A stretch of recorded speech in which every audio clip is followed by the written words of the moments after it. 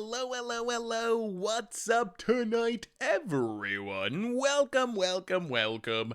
Fine Thursday to you all. Good to see ya. What is up, Wall of Chaos? Lustful James, Zelda Zach, of course, Benny Mon. Hey, what's up, Benny? How are you? Good to see ya. Strawberry Eggs. How is everyone doing tonight? Oh my goodness, there has been so much news in the past day of Magic. Like, in the last, 24 hours, it feels like a million things have happened. We have historic bannings. We're going to check out new historic today, maybe do some brewing, starting with Solar Flare. We have bannings for days. Tibalt, Trickery, Memory Lapse, Brainstorm was kind of already gone. Now it's officially gone. We got rebalancings going on. I don't even know how I feel about all this stuff. It scares me a little bit. There's good news. There's bad news. We got secret layers. We got new exclusive secret layers. There is a ridiculous amount of news to talk about. And then, of course, we're gonna do some Magic too. Play a little bit of new historic. I think my plan is we're gonna start with this Solar Flare deck, which is an adapted version of a deck that someone sent me. I think Faithful Mending is probably a pretty big deal for decks trying to reanimate stuff, and maybe try brewing like Mono Black Devotion with some of the new buffed cards, some of the rebalance cards. Drizzix, welcome to the fishbowl. Thank you so much for your subscription. Big soup share for you. Thank you. So how's everyone doing tonight? Hopefully everyone had a spectacular week this week. Oh my goodness, today was wild. Today we had Thursday afternoons. I mentioned this before, is our Commander Clash recording day. We had, I think, the longest Commander Clash we ever recorded. The match that's going up next Friday for Commander Clash is absolutely just ridiculous. It is a ridiculous match. It wasn't just long, but it was a really interesting long match. So if you like long matches of Commander, next week of Commander Clash is gonna be the one for you. Yeah, Solar Flare's a super sweet deck. So we saw the new secret layers. We're about to talk about secret layers. Before we get into the actual playing of Magic, we got to talk about the news of Magic, because I'm curious about your opinion. So first off, let's do our reminders first. We'll do our reminders. We'll talk about all this Magic news that you can see on the top of the screen. Then we're going to play some new historic, see what it's like with the bannings. A podcast called No Dogs in Space is covering the lives of the Velvet Under. Ooh, that actually sounds like something that'd be interesting to me. I would definitely listen to that. No Dogs in Space. I'll have to look that up. So reminders, replay YouTube. That's where you'd find all the old streams, including this one in the future. Normal YouTube. Yesterday, played some curses on Against Odds. Tomorrow, we are heading to Pioneer for the first time in a minute on Much Brew. So tons of stuff coming up on the YouTube. A reminder that our sponsor today is Card Kingdom, and if you need some magical cards, maybe some Secret Lair cards, maybe some Innistrad Midnight Hunt cards, maybe, I don't know, a Silent Arbiter, a Praetor's Council, whatever you need, they got you covered. You can even get a free MTG Goldfish sticker. Just let them know you want one. They'll hook you up. Zombies and Pioneer, not playing Zombies and Pioneer, playing something, another Innistrad Midnight Hunt fuel deck, but not zombies. Hey, what's up, Arch? I am doing wonderful. How are you tonight? Good to see you. Otherwise, merch page, tokens, t-shirts, playmats, good way to support the stream and the channel and the site. Donations always appreciated, never required. $2 or more get your message read on stream. So let's talk about this crazy Magic news, and then we will start playing some Magic in just a minute. So first off, the big news was the bannings. We got bannings in Historic. That's why we're playing Historic tonight. Wizards mentioned Standard, waiting till after Innistrad Crimson Vow. They mentioned Alrund's Epiphany, Azeka's Chariot, but they're going to wait and see what happens in Innistrad Crimson Vow, which honestly I'm kind of okay with. Lapse for the 21st month. Welcome to the fishbowl. Thank you so much for your subscription. Big tip for you. Thank you. Historic Trickery gone. Memory Lapse gone. Memory Lapse is a little weird, but honestly, I'm not gonna be disappointed. Memory Lapse is a brutal card to play against. Jeskai Control's been at the top of the meta for a long time. I am perfectly fine with it being suspended. I honestly think, and maybe I'm wrong here, I kind of feel like Counterspell would have been less brutal in the format. They had to choose between Memory Lapse and Counterspell, apparently, and they chose Memory Lapse. I kind of feel like Counterspell would have been more okay and less frustrating to play against. Maybe I'm wrong, but I kind of think that might be true. I'm displeased with the suspension of Memory Lapse. Interesting. What is the argument for keeping Memory Lapse in the format? Where can I find Panharmonicon? Ooh, on the YouTube channel? Wait, like Panharmonicon videos? We haven't played Panharmonicon in the last, few weeks, but we've played so many Panharmonicon decks on the YouTube and on the stream. So Remanded Historic would be Remand is really powerful. Is Remand better than Memory Lapse? I mean, you've seen Divide by Zero in Standard. Remand is like that on steroids. The big news, though, is rebalancing. And we might try some of the rebalance cards as we go along tonight. But basically, Wizards is starting with the new digital-only cards from Jumpstart Historic Horizons and essentially just changing them as we go along. Davriel's Withering Davriel, no longer combo pieces, can only target your opponent's stuff, adding toughness to some cards, changing the loyalty abilities on Planeswalkers. And they mentioned wanting to do this with more cards as well. They specifically mentioned as an example ban cards, but they didn't say just ban cards. And I'm really curious what you think about this. What do you think about, hey, thank you, Thrift. I'm glad you like this, George. What do you think about the rebalancing idea? Like, is this good? Is this bad? Is it a slippery slope towards the end of Magic? Is it what you do with a digital card game? I have mixed feelings, I think. I'm fine with them rebalancing digital-only cards. Like, if they want to take and change Faceless Agent, Sarkhan, whatever, like, that's perfectly fine to me. I'm kind of okay with them banning or changing ban cards. Like a ban card that you can't play anyway, I do think it needs to have a different name. I don't think you want Teferi in Historic to be different than Teferi in Modern or Teferi in Standard. That would be really, really weird. But if they want to like do Historic Teferi that's similar and has a slightly different name and is the same card and is legal, I think I could get behind that. The biggest problem I have with all this is, hey, what's up, Winzo? How are you? The biggest problem I have is no refunds for rebalancing these cards. And I feel like they just gotta do that. I'm gonna make this an issue and keep mentioning it. I mentioned it on Twitter, I mentioned it in the short on YouTube, like, other games do it. Hearthstone does it. If you take a Davriel Soulbroker and suddenly you make it bad and arguably unplayable from a competitive perspective, I don't think it's fair that players paid 4 Mythic Wildcards to get a place at a Davriel, and suddenly their Davriel does something much, much worse than it did before, where they can't play it in their Vesperler combo deck or whatever. So I really think that Wizards needs to take in refund wildcards for these changes.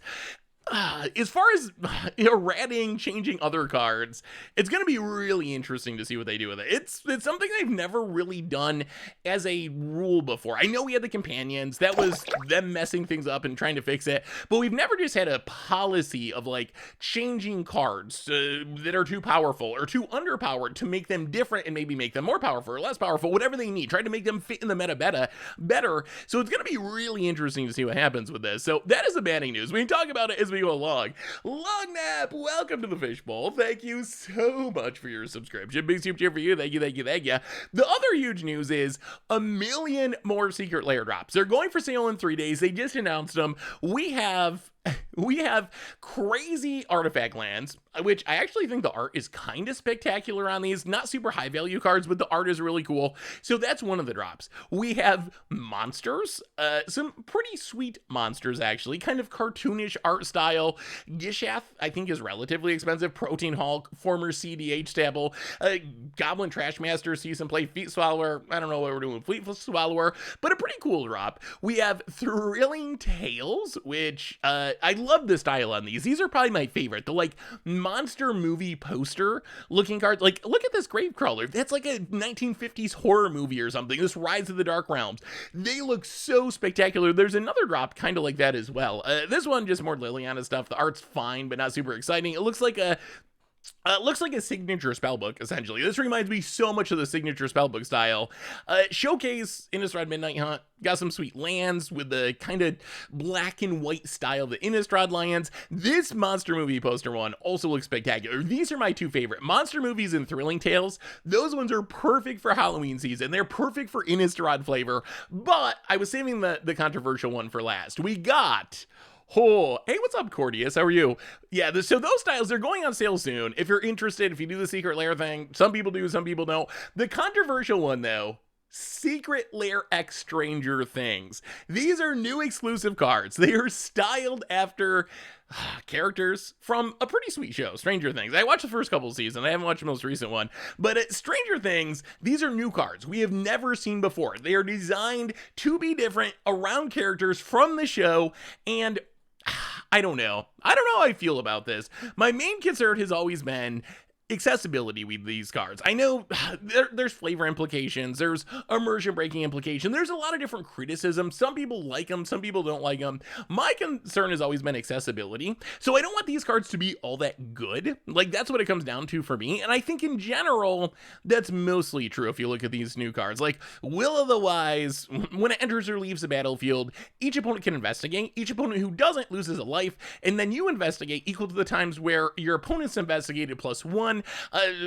That's fine. It's not super exciting. The most impactful card, I think, is Chief Jim Hopper, and it's so weird to read these names. Like, it is really, really weird to read names of other TV shows and other properties as Magic cards. But Chief Jim Hopper, 4 mana Boros legendary human soldier. You get a 4/4 with menace. When it attacks, you investigate for each non-token attacking creature you control. Also worth mentioning, all of the Secret Lair cards essentially have partner with each other, called Friends Forever. So they don't partner with old partners, but any of the cards from the Secret Lair drop, I think outside of the bad thing here, Mind Flayer, all the other ones, you can partner with each other. I think this card is like legit powerful. This is the card that I feel like is potentially a commander staple out of the whole bunch. Other like Dustin, 4 mana 2/3 that taps to add 2 mana only for artifacts or artifacts abilities.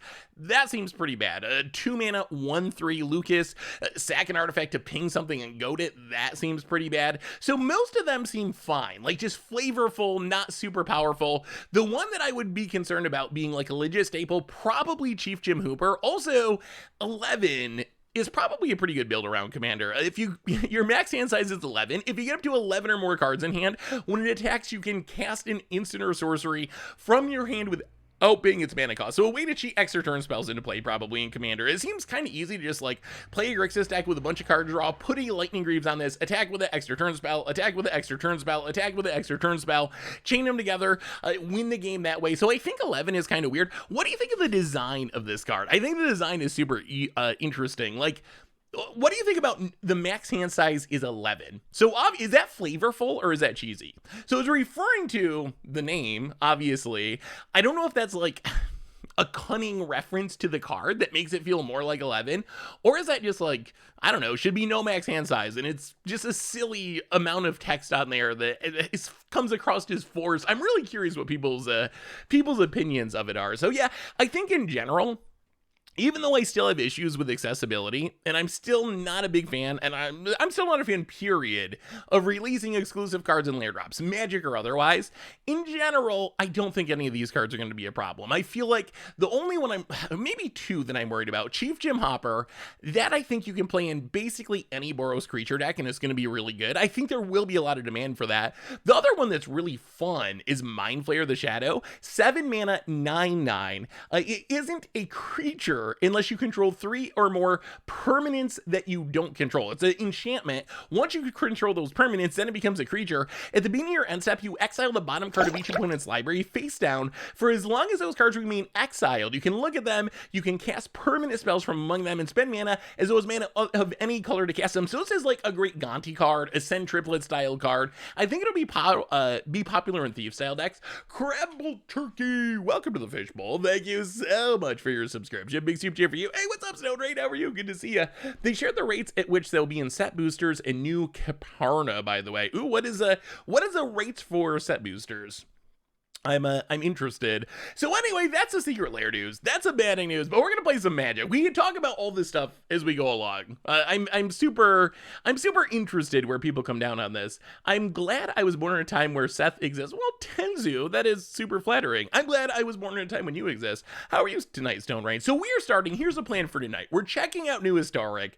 We're starting with this partially viewer submitted Solar Flare deck with ideas. We get big things in the graveyard. We reanimate the big things using Unburial Rites. We got Sheoldreds, we got Elish Norns, we got Sarah's Emissaries, we got Scarab Goddess, more reanimation. Otherwise, in the early game, we're basically just filling the graveyard. We got Faithful Mending. That's the big reason to play this deck. Is Faithful Mending enough to make kind of a mid-rangey value Reanimator style deck good? Can that make it work in Historic?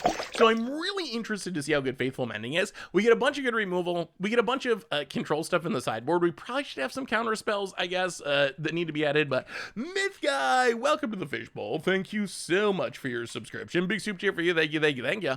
I don't really know what to expect from I don't really know what to expect from the historic meta, honestly. Like, is the historic meta going to be still all control decks, or is this going to change it? Like, do these bannings actually change what the meta looks like? So anyway, let's do some solar flaring as we talk about stuff. Historic with no memory lapse seems great. Yeah, the memory lapse banning, definitely one of my favorite changes from all of this. Memory lapse is just a really brutal card to play against. I wish I could buy the black-white one, but with Brazil's economy as it is right now, gonna be problematically expensive, even if it reaches here at all. Can you normally get secret lairs in Brazil? I know that's been one of the downsides of secret lairs, is secret lairs not being available in all countries or being really expensive to get in some countries. My favorite thing to do was memory lapse a Trickery. Well, thankfully Trickery's gone, so I guess you don't need either anymore. Ooh, Niv is one of the top decks. Yeah, Niv, I could see people trending towards Niv now that memory lapse is gone. Memory lapse is a pretty brutal card against Niv. Wrath. Opponent's on Gruul, that's probably fine. I will focus on a number 11 on her card is the focus on the number 11 on her card is weird because it's literally just her name. Yeah, that is part of what makes it odd, because there is no flavor implications. It's literally just her name. The Stranger Thing cards will be 1/8 of set boosters. So every other time you open a list card, it will be a Universes Beyond Magic version. Wait, so Stranger Thing cards will be 1/8 of the set booster. So every other time you open a list card, it will be a Universes Beyond Magic version. So that would mean, let's think about this. So you get a card from the list, 1 in 4 packs. That would mean if every other one is a card from Stranger Things, it would be 1 in 8 packs. So 1 in 8 packs, you get what, 30 packs in a box, 8, 16, okay.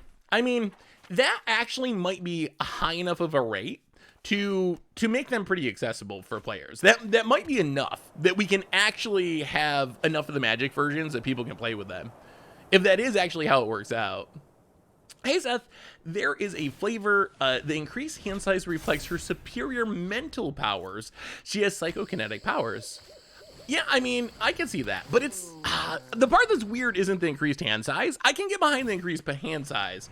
The part that's a little bit weird is it specifically referring to her name, like the number 11. That's the part that I was like, is that cheat? That's the part that struck me as a little bit cheesy, maybe. Like specifically referring to 11, which is just her name, but I don't know. Like it's not a huge deal either way. Well, if there's not accessibility issues, that makes all this much better. All right, let's wrath away these dorks.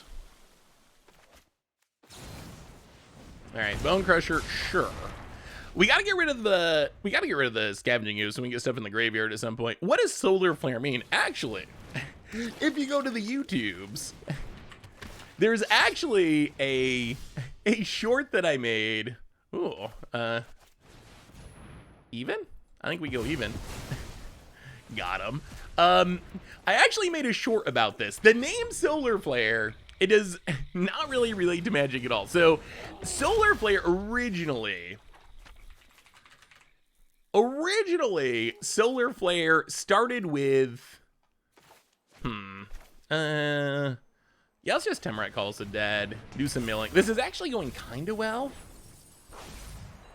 Make a dork that can block. Pass the turn. So Solar Flare started with original Ravnica standard. The main reanimation target was Angel of Despair, the person who built the original deck, which was a Esper Reanimator deck, trying to get Angel of Despair in the graveyard to reanimate it, thought that Angel of Despair looked like Krillin from Dragon Ball Z because of the baldness, and it kind of does, and Krillin apparently does a move called Solar Flare, so they called the deck Solar Flare, and the name stuck, and now Esper mid-rangey Reanimator decks are still called Solar Flare sometimes, even though none of those cards are still around. Ooh. All right, well, we gotta do this. It's a lot of damage, but we can't afford to get cleaved here. Kill the Bone Crusher. Oh, there's some Burial Rites. There's a Faithful Mending. Oh, we're so close. We're so close. Champion of Wits. Probably should have tapped differently. Yes, please. Discard. Oh, I think we're getting there. Hit ya. Opponent. Reanimation's coming. This is working. We're going to solar flare him. Doc Geo, welcome to the fishbowl. Thank you so much for your subscription. Oh, no. Big soup cheer for you. Thank you, thank you, thank you. Well, that's a little bit of damage. Just a bit off the top. We're going to block. Yeah, that's frightening. Okay. Yeah. And we can't even kill it because it gets hexproof. Oh, okay. Well, save us, Shieldred, please. Stitcher's Spire bottom, gain life, unburial rights. Get back Shieldred. Wait, at the beginning of your opponent's upkeep, they sack. All right, that works. Shieldred returns. Scryland. Oh, we got him. I think we got him. They're out of cards. Bone Shard to the bottom. And that is a solar. That actually worked pretty well. About it. Yeah, we can kill it on our turn, but we can kill it with Shieldred too. We couldn't kill it and not take the hit. My brother Pete loves when I say say dorks or mana dorks. Can you say hi to Pete? Hey, what's up, Pete? How are you today? I say dorks quite a bit. Good to see you, Pete.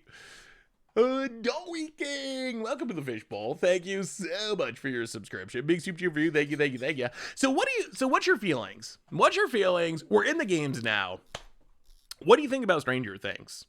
Let's ask the easiest question. Are you personally going to buy this Stranger Things Secret Lair drop? So Shieldred, they did a historic anthologies that had all the Praetors in it. So it entered historic through the historic anthology. Uninvested in no. I am. No, nope. I am. No, yeah, no. Okay, so that's actually so far a pretty mixed response. Some people are, some people aren't, which I think that's fine. I mean, so, okay, to the nose. Are you going to be bothered when someone plays, I don't know, pick one, 11. That's the one whose name I know most easily. Are you going to be bothered when you sit down to a Commander game and someone plays an 11 against you? It is all previewed. We were just talking about it. It's you can see it all on the Secret Lair site. I think it's also up on the Goldfish site now. We're in the process of going up. Like, is it going to bother you? Because that was one of the things that happened with Walking Dead is people were like actively offended by the Walking Dead cards. I won't be bothered when I won't buy them for yourself. Yeah, I mean, I think, yes, I will be bothered. I never buy Lairs, but I don't care if someone plays them. That's kind of where I come down. Like, even if they're not for me, if someone else plays them, that's kind of their decision. Oh boy, 20 seconds. Should have sideboarded. We're going to bring in more Wraths. All right, let's try it like that. That's fine. More Wraths. Ness Smith, welcome to the fishbowl. Thank you so much for your subscription. Big super for you. Thank you.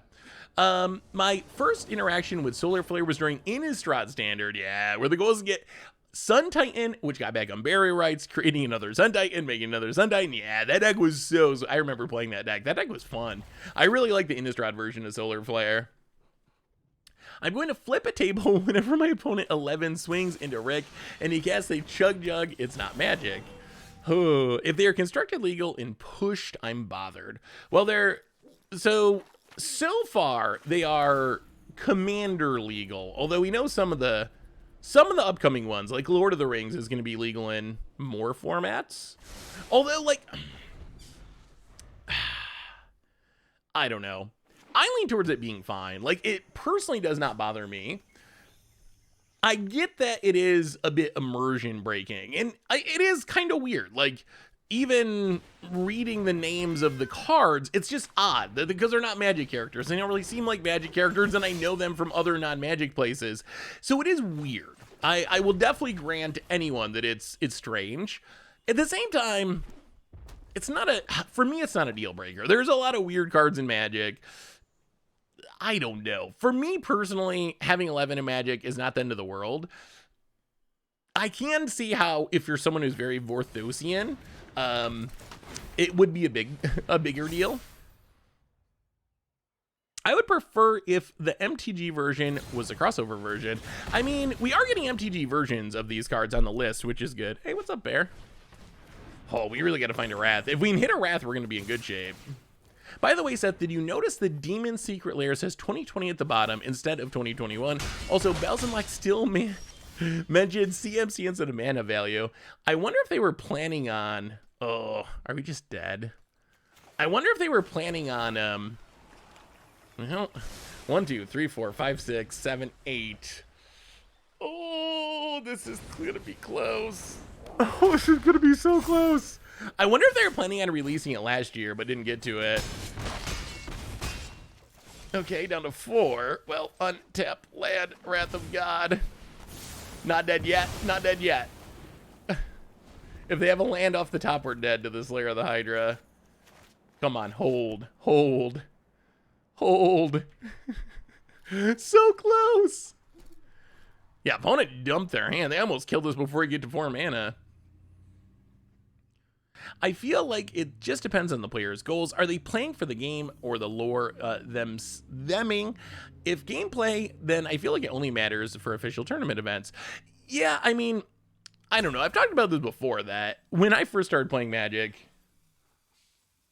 the lore wasn't a big reason for me to play. I played because it was a really good strategy game. That was, that's a bit of an issue. I liked playing it because it was a really good strategy game. That's what appealed to me. Okay.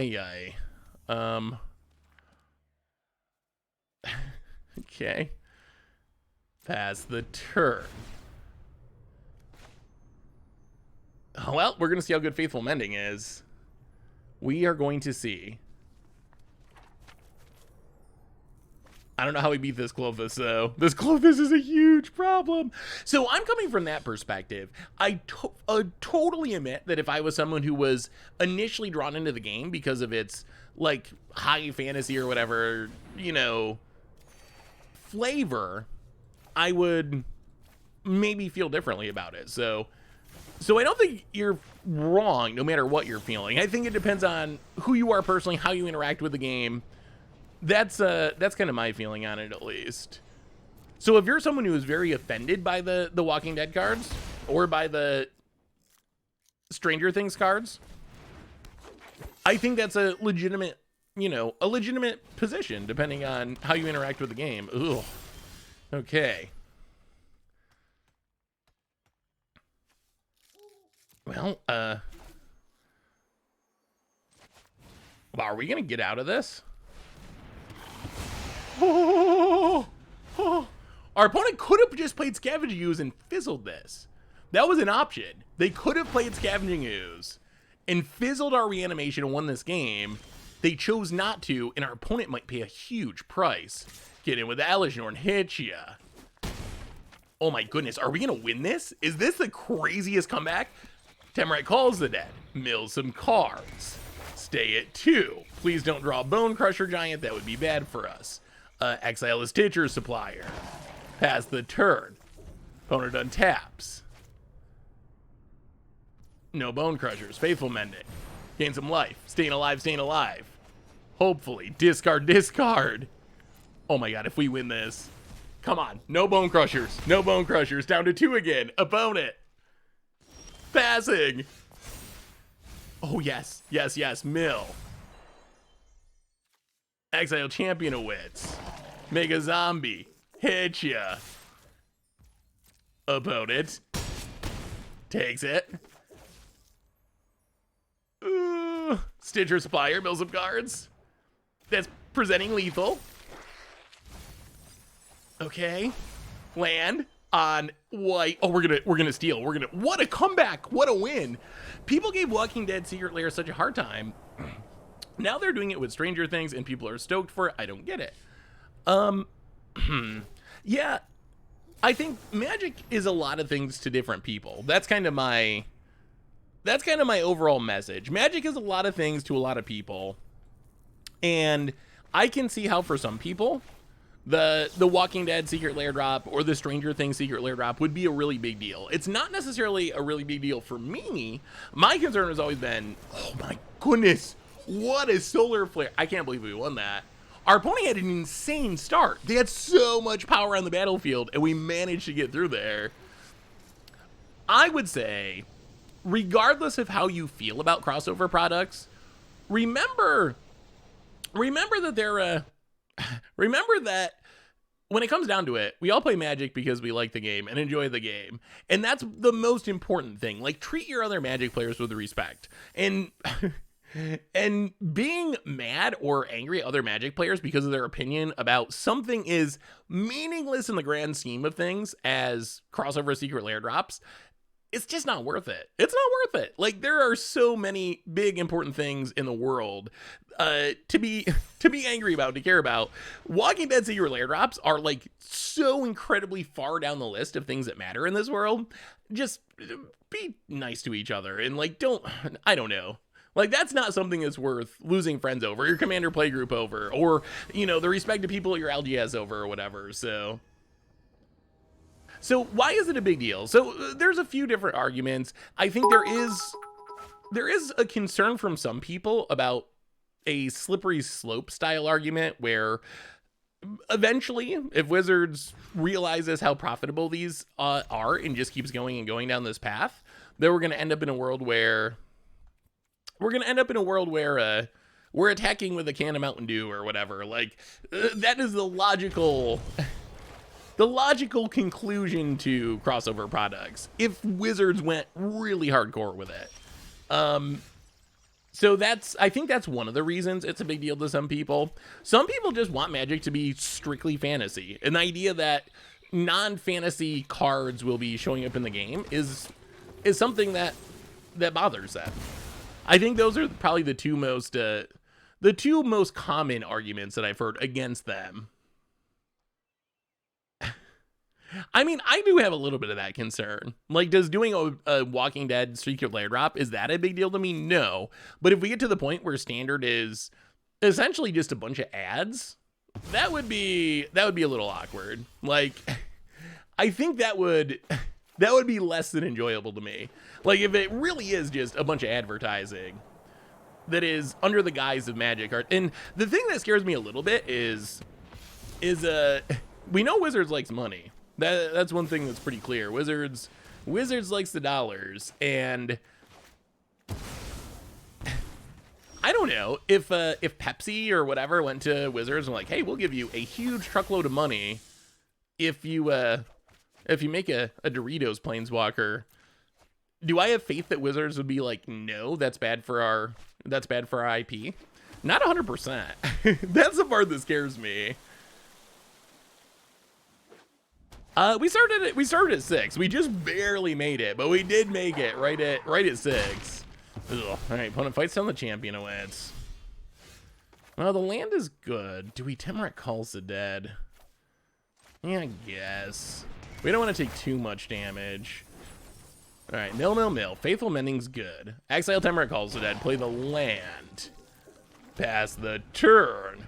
I am vaguely worried about the increased demands from Hasbro to Wizards to push for profits at Willie. Also, this all came kind of out of the blue, but did you hear that the Hasbro CEO stepped down because of health reasons and then sadly passed away, like, in the past week?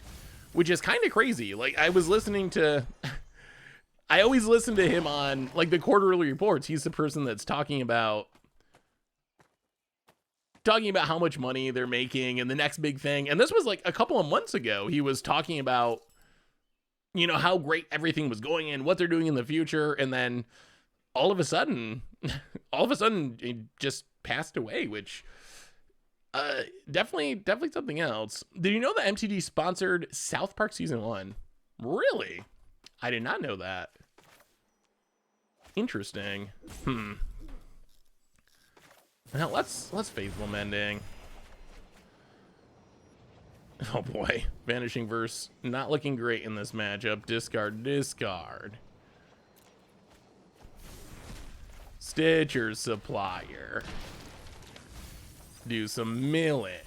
Well, there's an Unburial Rites. All right, we got a chance. Yeah, that's super horrible and super surprising. I do wonder, and maybe it's too early to even think about this, I wonder what it means, like, for the future of the company. Like, I wonder who the next CEO is, but definitely huge condolences to his family, and that's definitely not something I would wish on anyone. Well, double block. See if we can kill the Tovolar at least. Down to 9. Dorito Planeswalker sounds like an uncard. It kind of does. I mean, maybe they do an all advertising unset about it. Blinks, burns. Running out of time.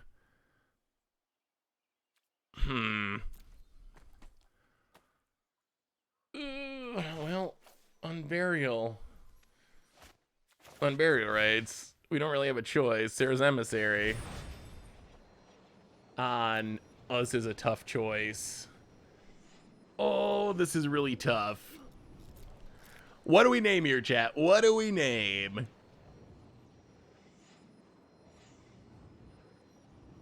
I remember the Magic episode of South Park, but I didn't realize they actually sponsored it. Hey, what's up, Kajui? How are you? Good to see you. Hey, Seth, did you see, I see you're on Historic. Mind a direct challenge, Dyphon, if you're interested. Ooh, well, I'll see as we go along, Dyphon. So if we name creature, that keeps us from dying, but then removal can get us. Instant would stop most of the removal.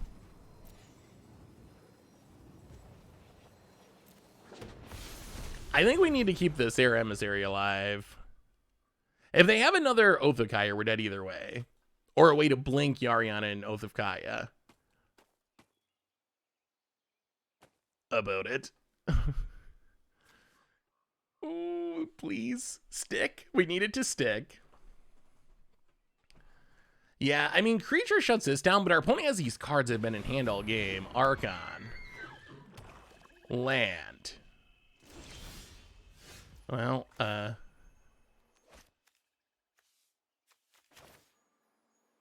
Extinction.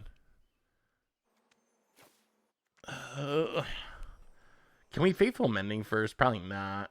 All right, Extinction event. Even. Staying alive. We're staying alive. We're staying alive. Wow, is this just like comeback.deck? Opponent. I don't think it's really a party deck. What is... I actually have no idea what our opponent's deck is. Like, literally no clue what's going on over there. So... Well, this is super awkward, but land on black.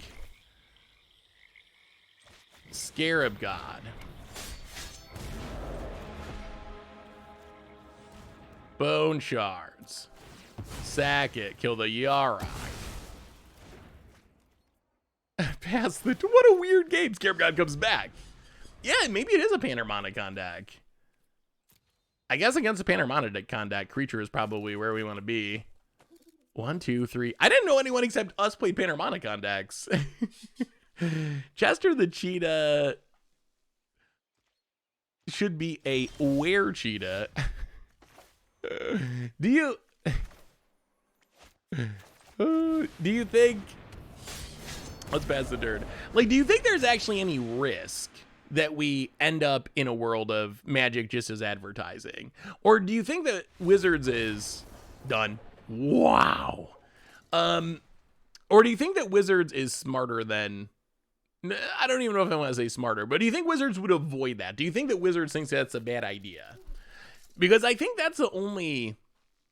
Outside of availability issues, which sounds like perhaps maybe they have solved with the list thing if they really are going to make them that common in the list. That would be my only other concern, really, is with a light touch, if you do a secret lair drop here or there, I can deal with that. If you're doing, 3 sets a year that are crossover products and, going back to Ravnica for 1 set a year, and that's what the Magic here looks like. If that's the direction it heads, I could see that being a negative.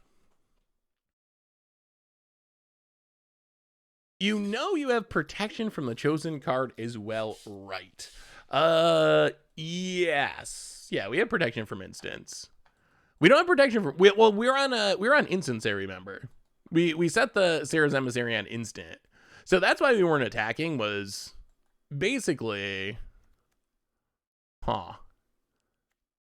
there was definitely some risk, I think, with going too crazy with attacking. Monocolor permanents don't seem too prevalent in our opponent's deck. Thoughtseizes could be fine. 2 Thoughtseizes in. 1 Champion of the Wits out. We'll keep the Wraths. Yeah, running like that. So far, so good for Solar Flare. They thought crossovers were a bad idea less than 10 years ago. A bad idea now could be their short-term profits focus several years from now. The list drop rates for universes beyond Magic versions were given by Big Stream. They're official, although they are only stated and guaranteed for Stranger Things and New Caperna. Yeah, I mean, I feel like...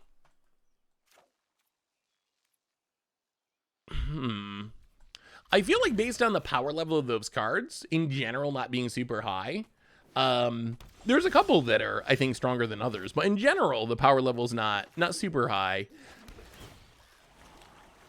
And the number that will be showing up in the list, I think it should be fine. I think for this release in specific, it should be fine. Well, let's land on black. Land on black, Stitcher Supplier. Start the milling.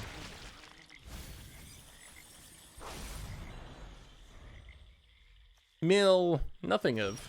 We'll put him as land drops. All right, well, untap land. Champion of Wits.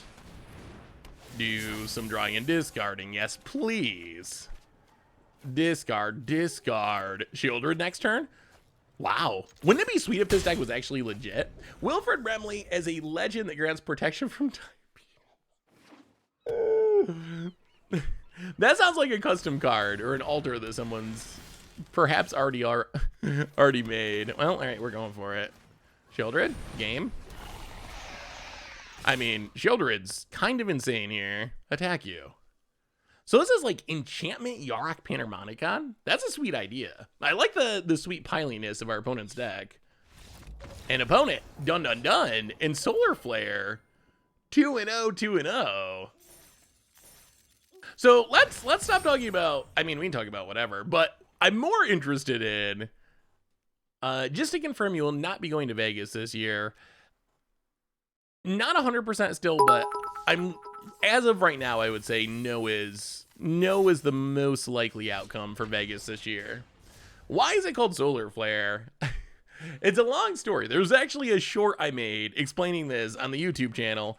Hey, what's up, Red Key? How are you? The deck started as a deck back in original Ravnica Standard, with Angel of Despair as a finisher. Angel of Despair, pretty bald, looks like Krillin from Dragon Ball Z, apparently. The person who built the original deck, reanimating Angel of Despair, thought it looked like Krillin from Dragon Ball Z. Krillin from Dragon Ball Z does this move called Solar Flare, so they called the deck Solar Flare, and it stuck, and there was a deck in Innistrad Standard that was Solar Flare, and other decks that are essentially Esper Reanimator style decks, especially kind of mid-rangey versions, not like all-in turn one trying to get your threat in the graveyard versions. The name is just kind of stuck, and people call them Solar Flare. It does look, if you actually look at it, I don't know if I could find it, but watch this short on the YouTube channel. They do look kind of similar. If you see Angel of Despair and Krillin side by side, they actually do look very, very much like each other, hilariously. Land on black. Stitcher Supplier. Start the milling. Faithful Mending has been insane. MS Mall, welcome to the Fishbowl. Thank you so much for your subscription. Big super cheer for you. Thank you. Yeah, that's the other thing with traveling right now is the puppy. Although thankfully I do have people that can help in puppy set. So here's a question. This is not a secret lair question. This is a Magic in general question. What do you think about Wizards rebalancing cards? We haven't really got to talk about that yet. What do you think? So what do you think about them? First off, I think the easy one is the digital-only cards. Are you okay with Wizards rebalancing the digital-only cards? Oh, we don't really want to eat either of these. Well, maybe we need Champion of Wits. That is, yeah, all right. It's a long way away. Redkey, welcome to the fishbowl. Thank you so much for your subscription. Big super cheer for you. Thank you, thank you, thank you. I hate digital-only cards and the whole concept, honestly. Yeah, I mean, yeah, that's a fair take. Like, just not liking digital-only cards. Oh, boy. Oh, boy, oh, boy. All right, Thassa going to make our hand really expensive. Oh, this Unburial Rate's getting back Alashorn would have been so good. We can't even just, wow, Elite Spellbinder is so obnoxious. That's going to put our stuff in exile so we can't even Faithful Mending it away. This might be a problem. Might be a tiny bit of a problem. Awful, honestly, I don't even have that many of the nerf cards, but it's just a trash way to treat your customer. Whoa. Oh, they did take down barrier rights. All right. We're going to decline. Jonathan Snow. Hey, Seth. I know there's a running joke that Krillin dies and gets reanimated a lot in the show. Ties into the Reanimator theme. Ooh, I didn't know that. I've never really watched Dragon Ball Z, but that actually... Why can we cast this? I'm so confused. Oh, we milled one. Oh, that's great. Okay, never mind. We win. Boom. Elish Norn. Enough of these shenanigans. Solar Flare too powerful. Hit ya. Busted! I was like, hang on a second. Why can we cast this on barrier raids? Hey, what's up, Devin the dude? Good to see ya. Hey, what's up, Mega Magikarp? How are you tonight? My only concern is about compensation when they nerf a card. So, all right, do you play other games? Is it fair to say that other games... Is it fair to say that other games, in general, reimburse players for nerfing cards? I know that Hearthstone does. That one I can speak to... That one I can speak to firsthand.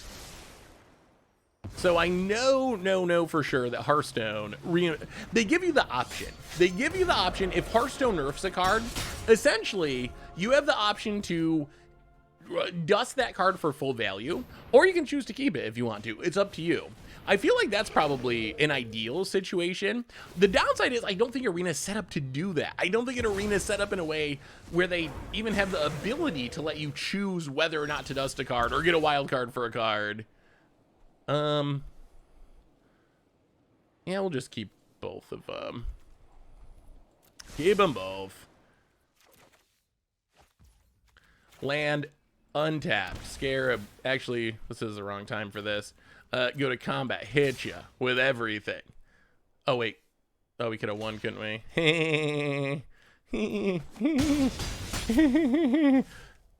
It's possible. It is possible we should have killed the Flibbleflip there. I'm just saying. Opponent draws. Well, let's see if we can overcome our... I wasn't thinking that we had lethal, honestly. Our opponent's life total is a lot lower than I realized. Well, I'll get back at Elite Spellbinder. How do you like having your spells taxed, opponent? Take Elspeth Conquers Death. I mean, I think we're still good. That was a punt. I will accept. I know I had lethal. Hey, what's up, Doggamyth? How are you? So what do you think about Wizards doing it with other cards? That's the real question. That's the real question. Wizards mentioned in the article that they would like to rebalance banned cards. They did that event a little while ago where they took cards that were banned and changed them and did an event where you could play them again. What do you think about that? That's level 2. Would you be okay with Wizards? Here's how I picture this happening. Wizards takes Oko, they take Teferi, they take Omnath, and they take and change the mana cost, change the abilities, whatever, the power and toughness, and make these new versions, rebalance versions, legal specifically in Historic. The card wouldn't be different in Modern. It wouldn't be different in Legacy. It wouldn't be different in Commander or whatever, Standard. It would specifically be like a Historic version. Seems like that's an overwhelming no so far from everyone. I might my feeling is I'm fine with Historic being the Wild West. The thing I love about Historic is it changes all the time. And when Historic is pretty bad, like it has been recently, it never stays bad for long because something is always going to change. Like, so even when the format's not in a good place, you know that give it 2 weeks and there'll be a new set. There'll be a new banning. There'll be a new something. So I actually like having having Historic being a very fast-changing format, that's part of what makes Historic fun for me. On the other hand, I very, very, very strongly feel that a card has to work the same in every format. So what I don't want to see is I don't want to see Teferi in Historic cost 4 mana and have a different +1 than Teferi in Modern or Teferi in Standard. My thinking is, if Wizards wants to do this, make it a different card. Like, if Teferi's too good and you gotta ban it in Historic, and you want to tweak it, and you want to put it back in the format, make it Teferi Time Ravioli, someone said, or Tim the Time Raveler, whatever. Like, do the same exact thing, but change the name so it is not the exact same card. And I don't think it would cost more with banned cards. Like, with banned cards, Wizards refunds you for the banning anyway. You could use the refund to buy the new version of the card, or you could not. It would be your choice. So I feel like that would be fine. I think I could get behind that solution, but I do really, really strongly feel that Teferi Time Raveler has to have the same text in every single format. So yeah, I think it would just be overwhelmingly confusing. Also, mini rant, when they were doing London Mulligans, and I'm not going to go on a big London Mulligan thing, I promise, when they were talking about doing the London Mulligan, one of the suggestions people said was, hey, how about this? The London Mulligan's great for Standard. It's great for Limited. Why don't we have London Mulligans in like Limited and maybe Standard, and then have a different Mulligan rule, or keep the old Mulligan rule in Modern? And Wizards was like, no. We can't do that. That's way too complicated. And now, like 2 years later, we're talking about the same card having different text based on what format you're playing, which kind of makes that whole argument from WotC about things being too complicated to have a different Mulligan rule in Legacy than in Standard. That kind of looks silly now in hindsight. It kind of feels like Wizards just, and maybe this is wrong, but a lot of times it feels like Wizards makes up their mind about something they want to do, and then they kind of ask the community for feedback or do their like, we're testing it out thing. But Wizards is already like 99.9% sure that they are going to do that thing, regardless of what anyone ends up saying or what the feedback actually is. That could be wrong. I hope it's wrong, but sometimes it feels that way at least. Yeah, we'll discard the Swamp. Ooh, a Wrath could be good eventually. Play the land. Pass the Champion of Wits. Keep the champion past the turn. Leave out the Faithful Mending the removal. So here's a question about that. If you had 4 Teferi Time Ravelers and they made altered versions called Timothy Time Raveler or something, should you automatically have 4 Timothys? I would say yes. So here's what I'm thinking. So I'm not super comfortable at this point with the idea of Wizards changing cards that were not banned. Like, I don't know. To me, it seems really weird for them to be like, oh, Faithful Mending, the flashback should have been 4, and just like change it to make it slightly better. But with banned cards in specific, I think it would work out, because if you had 4 Teferi Time Ravelers and they banned Teferi Time Raveler and decided to make Tim Time Traveler, you could use the wild cards you were refunded for the Teferi banning to get the new one, or you could be like, I don't care about this, I don't want the new version, and then you're just +4 wild cards that you can spend on anything. So then I think that would work out really well for players. That does fall apart if it's not banned cards. If it's Faithful Mending or Champion of Wits, then it gets a lot more complicated. I also strongly feel, and I mentioned this earlier, that the Wizards really, really, really needs to the Wizards really needs to refund players for all right, discard a Wrath, discard a Faithful Mending. Wizards needs to refund players for nerfing the cards. I think they just have to. I think it's the right thing to do. Hey, what's up, Donos? How are you? Zeus, first time's up. Hey, Jamie. Hey, thanks for the raid. Welcome, raiders. Hello. We are historicing at the moment and talking about secret lair drops, talking about bannings and erratas, all that good stuff. Hey, what's up, Sambo? How are you? Welcome, everyone. Good to see you. Hey, thank you so much. Welcome. Oh, wow, they're not blinking? I would feel like Militia Bugler blinking would be better, but, well, I guess we just Wrath. Caleb, welcome to the Fishbowl. Hey, thank you, Jamie. How'd your stream go? Good to see you. Thank you so much for your subscription. Big super cheer for you. Thank you. Did you have indigestion? No, I don't think so. Why?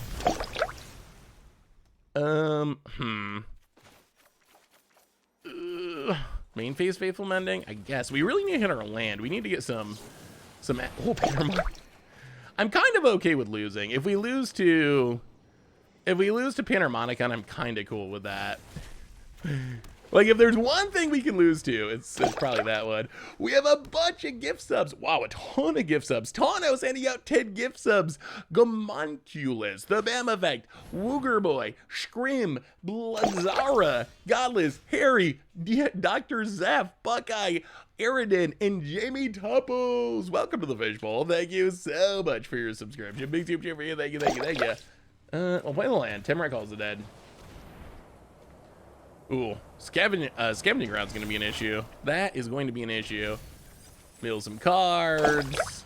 Eat a Sarah's Emissary. Temrat calls the dead. Ooh. Mill some cards. It would be different if they enabled trading cards on Arena. I mean, I think that dusting trading, I feel like that would be the best solution. And big shout out to Tano's, as always, for being super generous. Thank you for handing out all the gift subs, Tano's. All my friends complained to me because they built the most busted deck.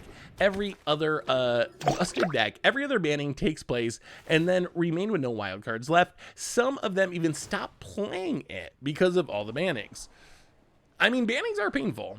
There's no doubt about it. I remember, this has stuck with me from years ago, that, wow, I don't think it was Awesome Dude. I don't think it was Awesome Dude. But anyway, back when Emrakul was banned, there was a kid that sent me a message, and he said, Fernando, welcome to the Fishbowl. Thank you so much for your subscription. Big super cheer for you. Thank you, thank you, thank you. He sent me a message, and he said, I spent my birthday money that I got to build an Emrakul deck so I could play at my local game store. I'm 14 years old. They banned Emrakul. I don't have any money. I don't have a deck. I think I'm going to have to quit Magic. And that's something that actually happens. Like, there is a real downside to bannings. I do think that it has gotten better to some extent, just because so much more Magic is taking place. Wow, we're milling ourselves viciously. Because so much more Magic is taking place online, and Wizards can, if they choose, make bannings much less painful online. Any guilty pleasure songs? Probably my biggest guilty pleasure artist is probably Billie Eilish, honestly. Wow, greedy opponent. I've been listening a little bit to the newish, I guess, Billie Eilish album. That's my guilty pleasure.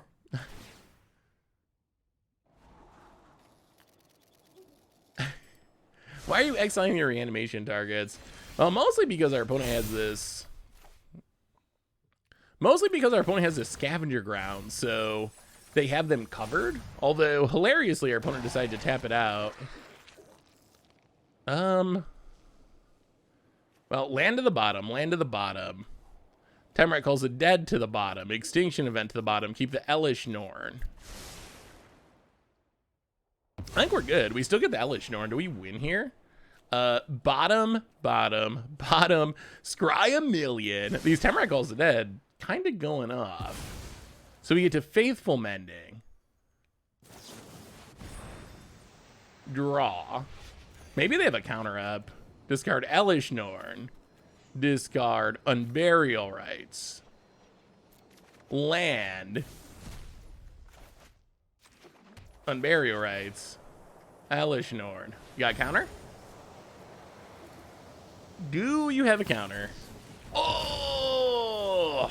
Alright. Opponent does have a counter. Well, past the turn. And we might be getting milled out. Oh, that Nova's Veto, not good for us.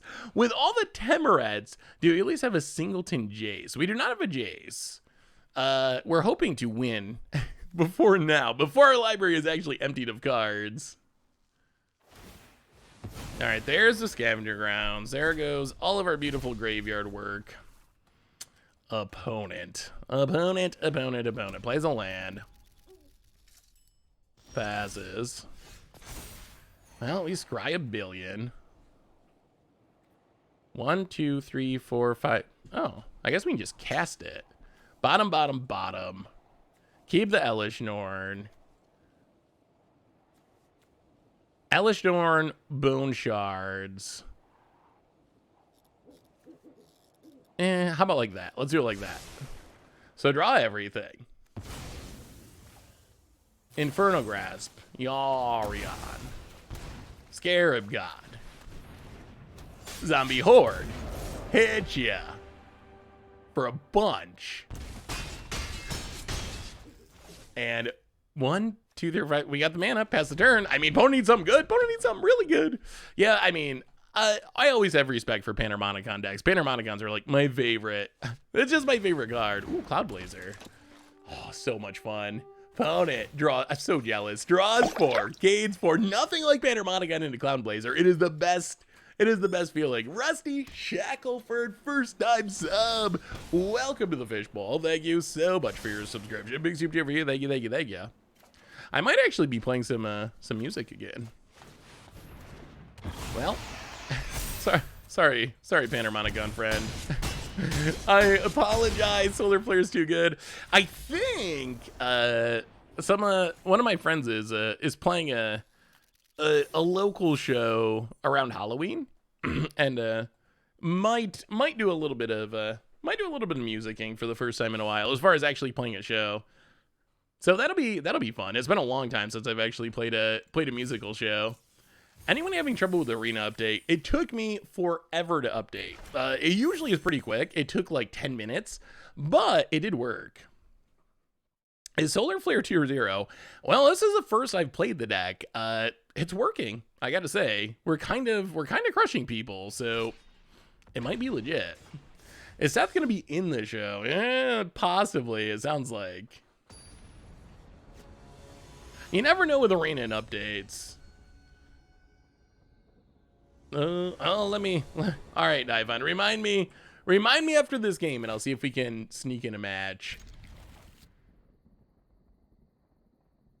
Yeah, it was a huge download. Thoughts on the electronic card changes? So I think that the changes overall are good. So the changes, we didn't really go into super depth about the specific changes. So the bannings, obviously love them. Tibalt's Trickery. This is actually a really weird one because, oh man, I'm sorry. All right, Mega Magikarp, I'm looking right now. Give me your message. I'm looking for your message. You know what's hilarious with all this talk about changing cards rather than banning them? Tibalt's Trickery would be the easiest card to fix by just eradicating it. If you just change Tibalt's Trickery to only target your opponent's spells, that fixes the entire problem. It is completely solved. I don't know if that's a good idea. I don't know if that's the path we want to go, but that is a thing they could theoretically do. I had a teamer colored Legendary Dinosaur from Ixalan as an altar of 3 legendary Pokemon, and I have a flavor deck built online where it was based on the games from where the 3 legends are from, but I'm scared to build it because I'm worried a real secret lair with Pokemon will invalidate it. What are your thoughts? Ooh. So Pokemon seems like a stretch to me. As far as a crossover product, I kind of feel like that's unlikely. Isn't Pokemon kind of competition for Magic? It would surprise me to see a direct competitor get like a Secret Lair crossover. So I mean, you never know these days. So many things are printed. Nothing would surprise me. Like, they really could print an equipment that's a can of Mountain Dew, and I would not be shocked. Like, I don't think that's likely, but I wouldn't be shocked. But I would be a little surprised if we started seeing, like, to me, that's like doing a Hearthstone crossover. I don't think we're going to see a Hearthstone Secret Lair drop, because I feel like Wizards and, Blizzard are competing, not working together. So I feel like Pokemon would be unlikely. Yeah, years ago, that is true. Pokemon was a Wizards product. Now, let's champion wins. We really got to hit our land drops. Please don't counter it. So as far as these changes, I think that the Davriel's Withering and Davriel change, this is a weird one because the decks were never like a super big deal. I don't think, at least in my experience, in best of 3, we have such a weird multiverse right now when it comes to Magic, where we have different formats competing, and then we have best of 1 and best of 3 in the same formats competing. I feel like if it was only best of 3, the combo is probably okay. You can hate it out with sideboard cards. It's not a big deal. But because we also have to consider best of 1, changing Davriel and Davriel's Withering to make it so Vesper combo is no longer a thing, I think that's probably a good change overall. Although, again, these are the cards that were most obviously nerfed. Only being able to target your opponent's stuff compared to target any stuff, that makes the card weaker in an absolute sense. So Wizard should be refunding wild cards for these. It's really not that much different than a banning. Like, sure, you can play Davriel's Withering as a mediocre removal spell, but that's not why you got it. That's not why you got Davriel. You most likely got it to be a combo piece to go on combo with Vesperlark. That's why you spent the wild cards. So I think the change is good, but I do really think that Wizards needs to refund players for the wild cards that they spent. But I think the change is a positive. The other changes, I'm actually curious to test out. I do think that they are probably good though. Like, Faceless Agent hasn't really seen much play. Sarkhan hasn't really seen any play. Subversive Acolyte hasn't really seen any play. Making them slightly more powerful. Maybe they're gonna, I want to try to build a Mono Black Devotion. We might try to build Mono Black Devotion tonight, actually. Now that Subversive Acolyte's a little better. I think it's awkward that the mana cost got worse, but it is a little bit more competitive now than it was before. That 1 extra toughness is a big deal, so we'll have to see. But I feel like odds are these cards are still not going to be very good. I don't think that the improvements are enough that they're going to go from mostly unplayed to... Well, outside of Tribal, we did play some Faceless Agents in Tribal, and it was actually really good. But I don't think they're going to go from mostly unplayed to, like, format staples just because of these slight changes. Ooh, Shaman. I might have to try it in Shaman, actually. 1, 2, 3, 4, 5. We're getting close to the part of the game where we get to champion a wits, and that is a good part of the game to be at. Getting hit ya. Opponent. Champion a wits can't be countered. Eternalize is a big deal. Opponent takes it. Scries with Castle Madras. The fact that they say something about Phyrexian Negator feel when it is in fact the exact opposite effect and actually terrible bothers me. No, well, actually, there's an old card. What they're referring to, they're referring to, there's Phyrexian Obliterator, which is probably the more common one these days, the good one. There's Phyrexian Obliterator, but it actually is, let me see if I can pull it up. Oh my god. Apparently can't type Phyrexian at the moment. Oh no, we're timing out. But there actually is a card that is Phyrexian Negator, and Phyrexian Negator is literally what that turns into. It is a reverse Phyrexian Obliterator. So if it's dealt damage, you have to sacrifice the permanents. Fun fact, there's multiple fun facts about this card. Number 1, this card is actually used to be a playable card, and it's a pretty iconic card. Number 2, this card is partly responsible for Wizards hardening the reserve list. There was a time not that long ago. Oh, did we skip our turn because we weren't paying attention? We might have. Okay. Wow, opponent tapped out? That's good. Play a land. Well, if our opponent's tapping out, I guess we get Shieldred and make him kill it. We can do other stuff next turn. Go to combat, hit ya. About it. Down to 40 past the turn. So there was a time not that long ago where there was a loophole in the reserve list that let Wizards print foils.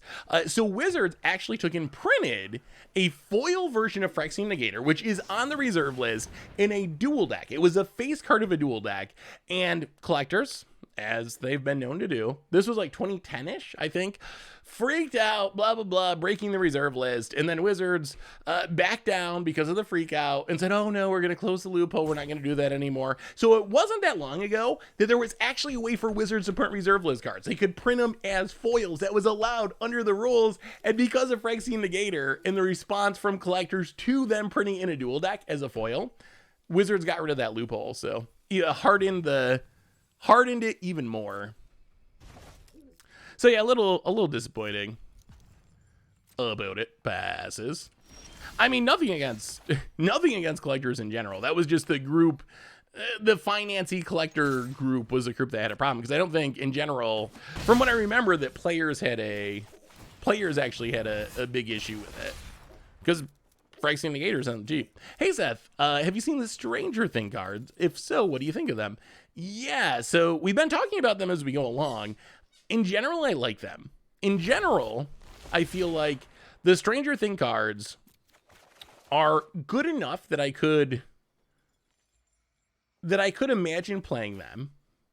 However, they are not so good that most of them I don't think will be staples, which I think is what you want with cards like that. I think you want them to be good enough that players who want to play them can put them in their deck and not get crushed. But I also think you don't want them to be so good. Oh, you don't want them to be so good that players who do not like them. I know 88 ways to keep an open mind. Oh dear. You don't want to be so good that players who don't like them are going to have to, oh boy. Oh, so obnoxious. So there's counters for days. We don't really have an answer. We can't get through the Nar set. Well, kill this, hopefully. Yes, this is bad news. Bad news, because our hand's about to get wrathed by this memory lapse. Nar set. Opponent manually tapping. Negates. Okay. Well, Temrat calls the dead. Yeah, I think our opponent just got us here. Like, I don't think we can beat this Narset. This Narset. Well, make a zombie. Pass the turn. Get our hand wiped out by Narset.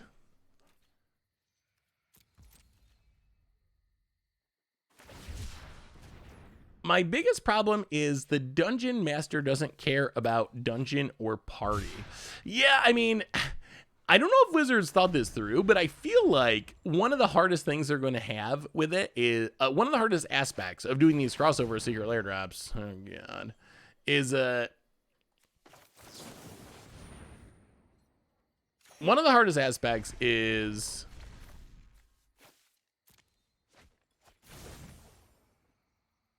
yeah. Well, okay. I think we just concede. Am I gonna get yelled at if we scoop here? With our opponent having 7 cards and us having none. Can I scoop without getting yelled at? But I think one of the things Wizards probably gonna have. Wait, what are we getting punted for? Just the trick for this. A swamp. Is a swamp enough to keep us in the game? I mean, opponent has 7 cards. 7. Go attacking. Opponent blocks. Narset dies. Train harder.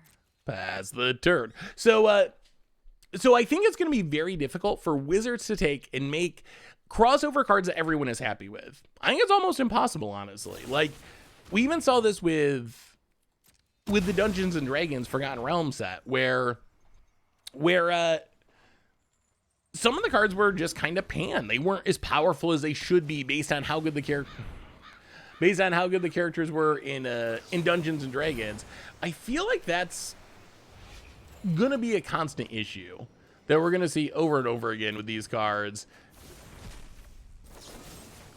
There's just not a not an easy way to nail the power level. And players who, we even see it with 11 a little bit from the crossovers, it's going to be really difficult for Wizards to design Secret Lair versions of 11, more lands. All right, we're gonna actually scoop now. Secret Lair versions of 11, Secret Lair versions of Lord of the Rings, Secret Lair, Walking Dead, all of these things that they're doing, and make everyone happy. Because there's going to be people who are Magic players who are unhappy that the cards exist. There's theoretically going to be people who really love the IP that are like, no, that's not what Tarisk is. Tarisk should be more vicious than that. Like, it doesn't work in Magic. You messed it up. That's my favorite character. And there's going to be people who are upset that the character didn't show up. We saw that with the Forgotten Realms cards too. Why isn't, famous or infamous D&D character X, Y, or Z in the set? You missed out on that one. So I feel like there's actually a lot of ways it can go wrong. That is true. Magic players do like to complain almost as much as we like playing Magic, I think, honestly.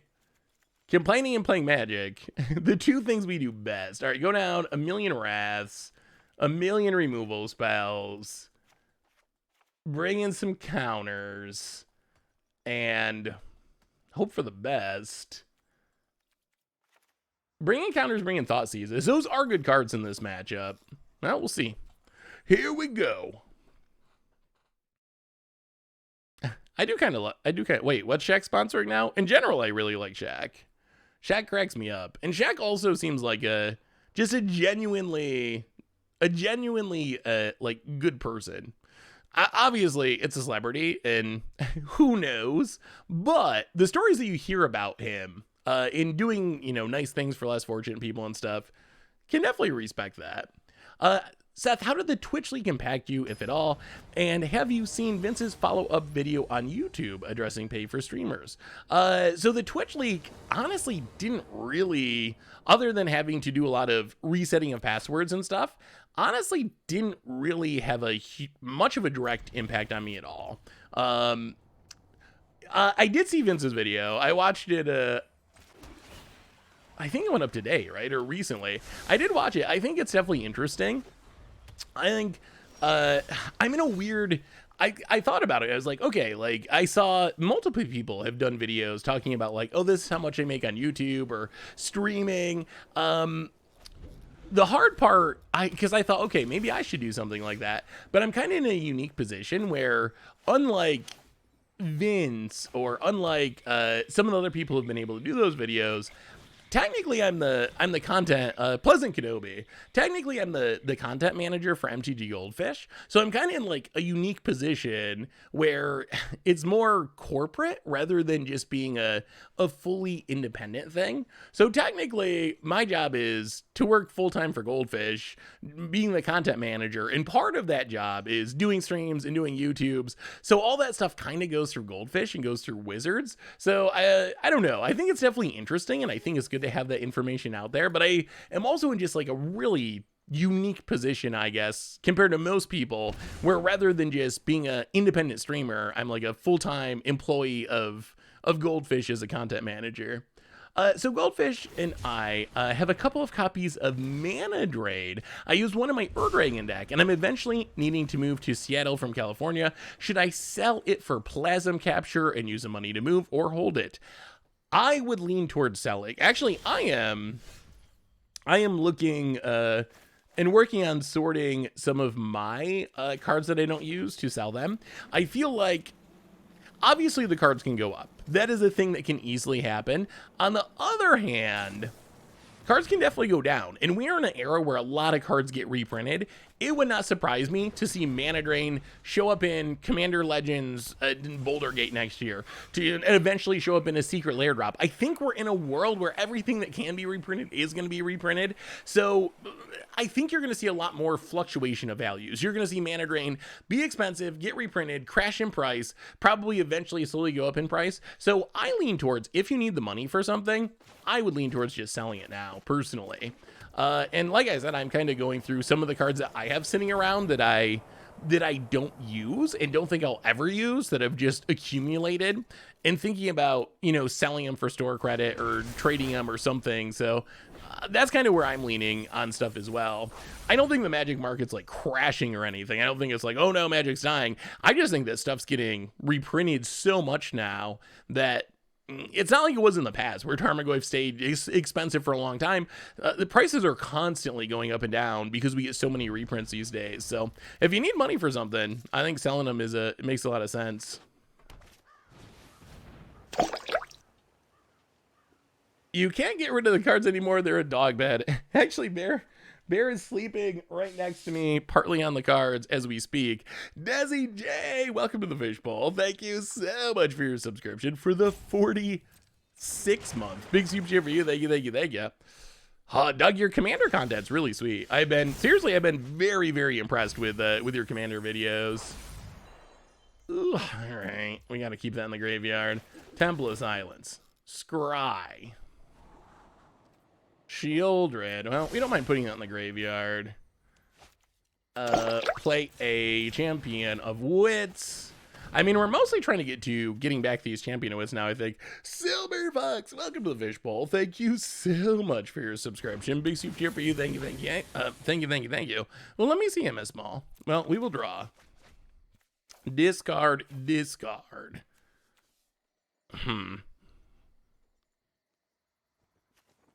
Actually, let's discard Stitcher Supplier. We might actually cast Sarah's Emissary. Pass the turn. Ooh, yeah, the Skilled Mill deck looked really fun. That looked like the kind of commander deck I would enjoy playing. Yeah, I hope they keep adding more of the new commanders from the precons to Moto. That's one of the awkward things on Moto right now. What happened to Sushi? Sushi is still around. He's not doing editing anymore. Sushi is really, really good at doing like super creative, awesome edits. And a lot of what, unfortunately, a lot of what the Goldfish editing is, like there's a small part that he got to be creative with doing like the cool intros and stuff, but a lot of it's kind of just tedious, like cutting out dead space of videos and so forth. So it just ended up not being a good fit for what his skills are and what he enjoys doing and what gameplay editing for Goldfish ends up looking like. I've edited so many videos, and I can tell you from experience, a lot of it is just like sitting there for a few hours, cutting out little bits of dead space, and just a waste of his creativity. So ended up moving on to other projects, I think, that fit his talents better, or make better use of his awesome abilities. Yaki for the 8th month. Welcome to the Fishbowl. Thank you so much for your subscription. Big super cheer for you. Thank you, thank you, thank you. I also love the intros, and you could tell that was where Sushi got to like pour his heart and his soul and his skills into the intros. But that's like that's like 10 seconds at the beginning of the video, when the other hour is him going through hours of gameplay footage and just like cutting, tediously cutting out the dead space. So yeah, the intros were absolutely amazing, and I miss them too. They were so good. Oh, I feel like we need to leave a counter up. I mean, let's try to get back Shieldred. Get back Shieldred. Pass the turn. Oh, good luck. Good luck, Niachuk. Actually, my footage isn't there yet. I finished right before the stream, so I didn't have time to get it uploaded, but it's a long one. Is it weird that I like getting dead space? It's soothing in a way. I mean, I liked it at times. If you have to do it for 8 hours straight or something, it does get a little bit samey, like a little boring, but I can see it being soothing. I find like painting, I've been trying to paint my deck. I find painting pretty soothing in that sort of way. So I definitely get what you're saying. Seeing quotes and Yaki, welcome to the Fishbowl. Thank you so much for your subscription. Big super cheer for you. Thank you, thank you, thank you. All right, what do we do here? We want more lands, mostly. Well, let's Faithful Mending. Our opponent we might be losing this one, actually. Discard, discard. This is Kanta's gonna be a problem. I wonder if Kanta could be good in our deck. I could see an argument for playing as Kanta. Get in, hit ya. About it. Down to 16 past the turn. Did you see Caleb Dean an aspiring Spike did a What If Twin was unbanned in Modern stream yesterday? Ooh, I haven't. How did it go? I assume that I haven't played Historic Super Friends recently. I assume that the Twin was perfectly fine. All right, opponent gonna sniper on burial rights. Sure. We have a new donation from Dryce. Boy, all the graveyard hate. A $10 donation.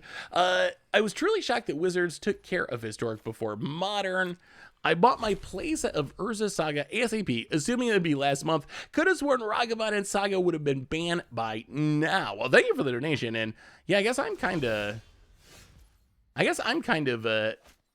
I don't know. It hasn't been that long. I still think those cards will end up being banned. I would be shocked if sooner or later. I don't know. They're really powerful, and the impact that Modern Horizons 2 has had on the Modern format is kind of over the top. Spike said that it might be fine, but it's unfun. Interesting. I wonder what the deck lists look like. I didn't catch that stream. That's definitely a cool idea for a stream. What did their deck list look like?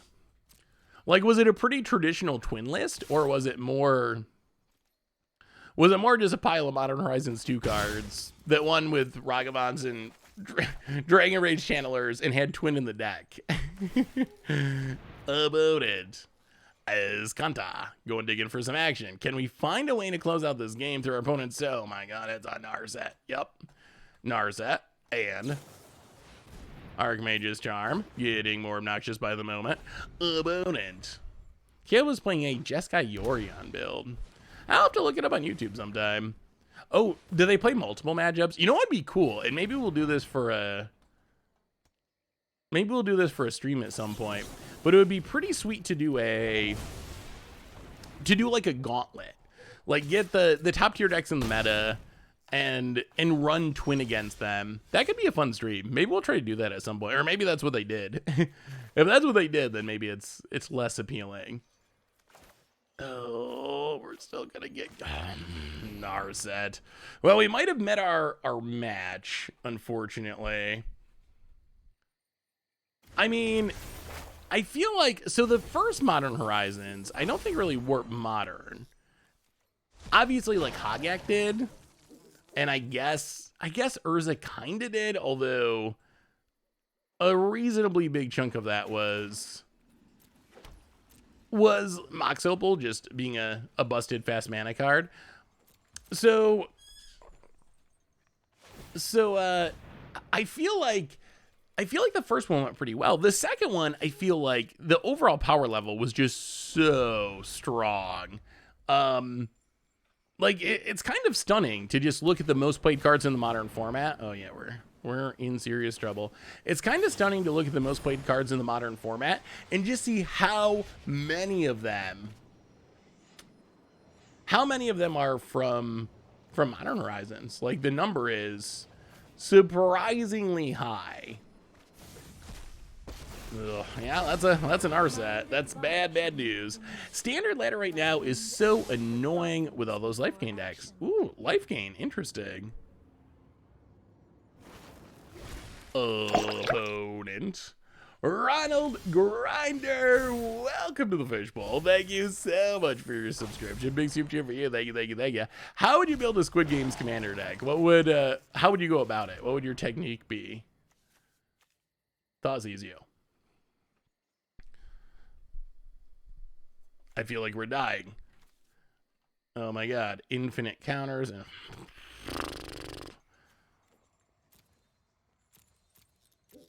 Well, this is what happens when control flips in his Kanta. Yeah, we're just there's no way. Okay, yeah, we're just hard locked. Ugh, boy. Well, that's a position you want to be in as a control deck. You just want a handful of a million counters in and hope for the best. Yeah. I mean, you could do literal squid tribal, but there's only like 5 squid in Magic or something. There's just not a very high number. Okay, so I'm a huge contrarian, but I muted Squid Game on Twitter because it's just too popular for my liking, and it's annoying to hear about at this point. It's certainly got to be super, super popular. All right, Divon. Here's your chance. Here's your chance to shine.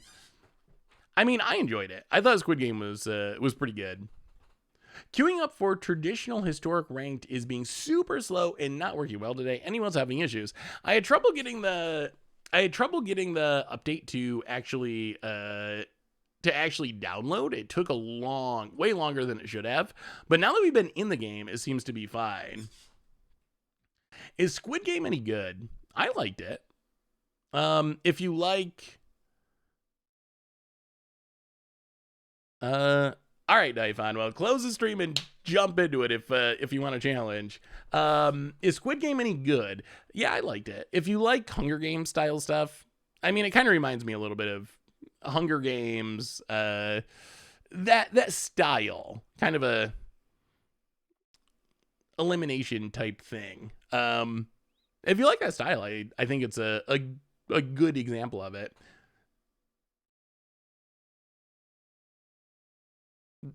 Battle Royale. Is it Battle Royale? I guess it kind of is Battle Royale.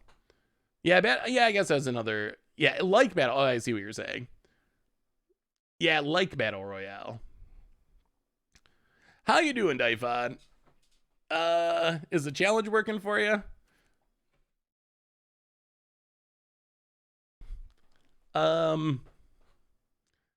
If not, I might just have to go back to the ladder if it's not gonna work, unfortunately. I don't know if some hopefully the settings are correct. Otherwise, we'll have to save it for a viewer battle stream at some point in the future.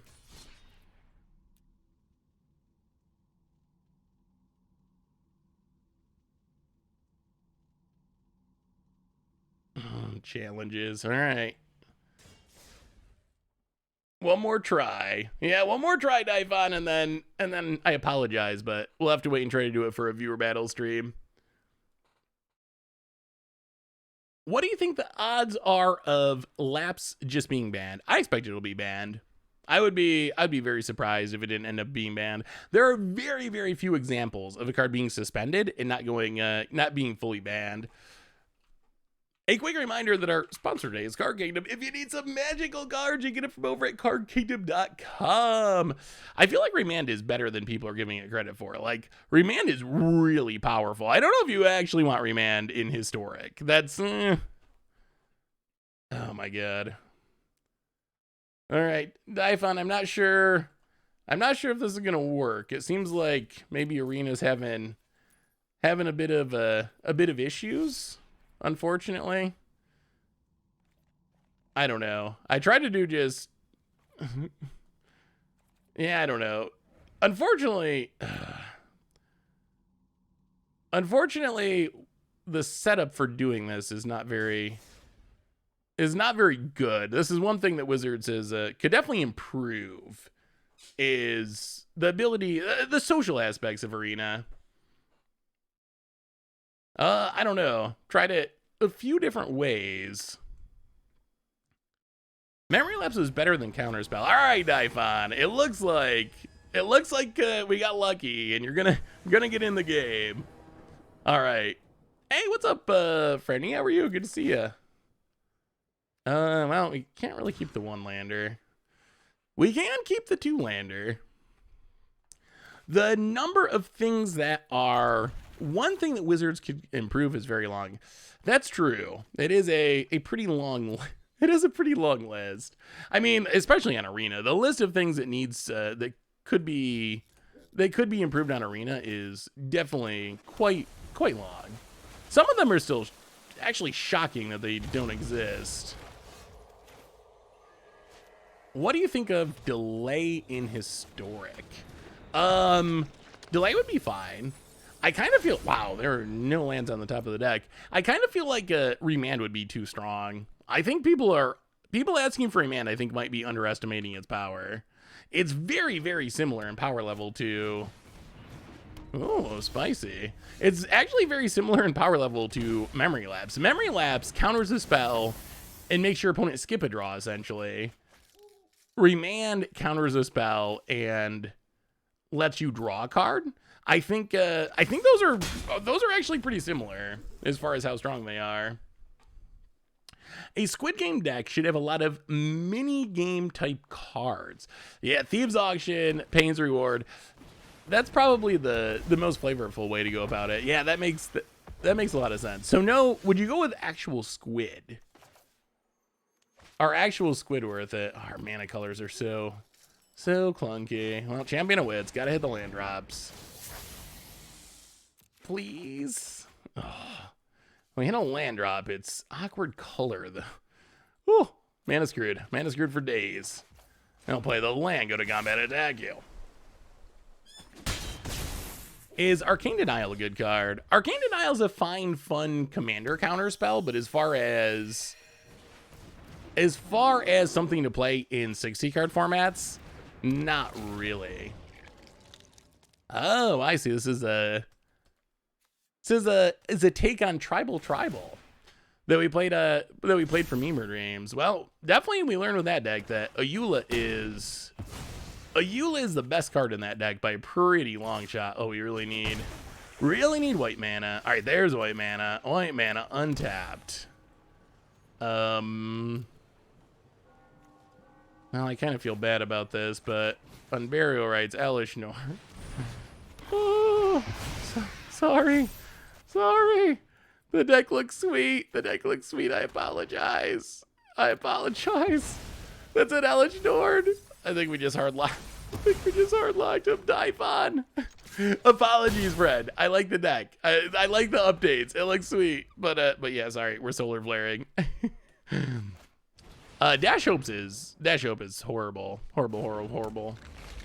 All right. Realmwalker on Bear. Sweet. Elishorn is brutal against creature decks. I actually think, what do you think would be better in Historic? What do you think would be better in Historic? Counterspell or Memory Lapse? Like, what do you think is actually the better of those two options? I mean, I think Counterspell is certainly the more iconic card, but I actually think that in Historic, I don't know. I almost feel like Counterspell would be safer than Memory Lapse. I certainly think that Counterspell would be less frustrating than Memory Lapse. This also might just be not the most ideal tribal matchup because we just have we got a lot of creature removal. We're pretty good against creature decks. Memory Lapse is higher power than Counterspell. I mean, they did put Counterspell into Modern and not Memory Lapse. I feel like Remand is super strong. Mech Warrior, welcome to the Fishbowl. Thank you so much for your subscription. Ooh, there's a poll. Get your vote in. Which is better? Big super cheer for you. Thank you. Counterspell's actually, okay, in the lead currently. All right. I would kind of like to see Tribal go off. I would like to, okay, Leyline. Good tech. Well, man, I don't want to see it go off that much. That's a little bit too much. Settle down, Typhon. Cryptic would probably be fine. I don't even know. Like, anything, I think anything goes in Historic. Like, name a card, and I'm probably going to be okay with it going into Historic at this point. At least as a test run. Stick it in Historic. If it's busted, ban it. That's the Historic way. Well, Stitcher Supplier. Exile some cards. Bone Shards. Oh. Huh. That's right, we can discard a card. Well, this Unburial Right's not going to do anything, ever. Well, kill it. Go. Mana Leak seems fine. Mana Leak seems like a nice middle ground between the two. Yeah, I still don't know why there's no... Ooh, the upgraded Faceless Agent. Wow. That Graveyard Hate does really shut down our deck. That late line is That lane line, we're probably going to get to see Tribal do its thing, because this is just the hardest of fate. Oh my god. Ooh, okay, almost anything. Not Tron. Not Tron. Please not Tron. Runestone could be cool. Cool Goblin. Okay, so I take that back. When I said you should probably let just about anything in Historic, I might not have thought that through 100%. I don't know if we want, like, Goblins already being a really strong deck, and then adding like the best Legacy Goblin into the deck. You all have found many examples where I think it would actually be not a good idea. So I guess I take it back that not literally any card. I would shy away from cards that were obviously or widely considered to be unfun in other formats, and I would shy away from cards that would just power up decks that were already really good. Armageddon would be interesting. I don't think that 2020 Magic players, 2021 Magic players can deal with it. Yeah, you got me, Thanos. You got me. But I think the overall theme of what I meant, I will stand by. Like, in general, I want as many cards on Arena as possible, and I'm fine with Historic being the Wild West. I mean, I like land destruction, so I would be okay with Sinkhole. I just don't think, maybe I'm underestimating. Wow, we're still gonna win this. Oh my god. Oh my god. I'm kind of feeling guilty. We might be underestimating. Maybe I'm underestimating the current batch of Magic players, but I kind of feel like old timers are okay with land destruction, but I don't necessarily think that that more recent Magic players. You know what? We're gonna do this. I want to see Daifon's deck go off. Oops. We gotta see it go off once. I feel too bad about that. Warren Instigator could be okay. Warren Instigator was a card that looked scary but didn't end up being scary. Come on, Daifon. Show us that tribal. Show us that tribal. I would 100% play Historic again if I got to flip Armageddon off Felamachus. that would be kind of brutal. Well, apparently even Leyline's not enough. I think this is just like, I kind of want to see what this updated version of Tribal looks like. So that's why we're not just smashing our opponent fully here. But because I do think it's a really cool archetype, I also think this is almost unwinnable for our opponent's deck. Like, they had Leyline, which is their single best card, and we just have so many Wraths and Elish Norns that even that just doesn't really matter. Hey Seth, I was curious, gonna try a standard version of the Troll deck. That was so cool. Ooh, wait, what Troll deck? It's been I feel like it's, another.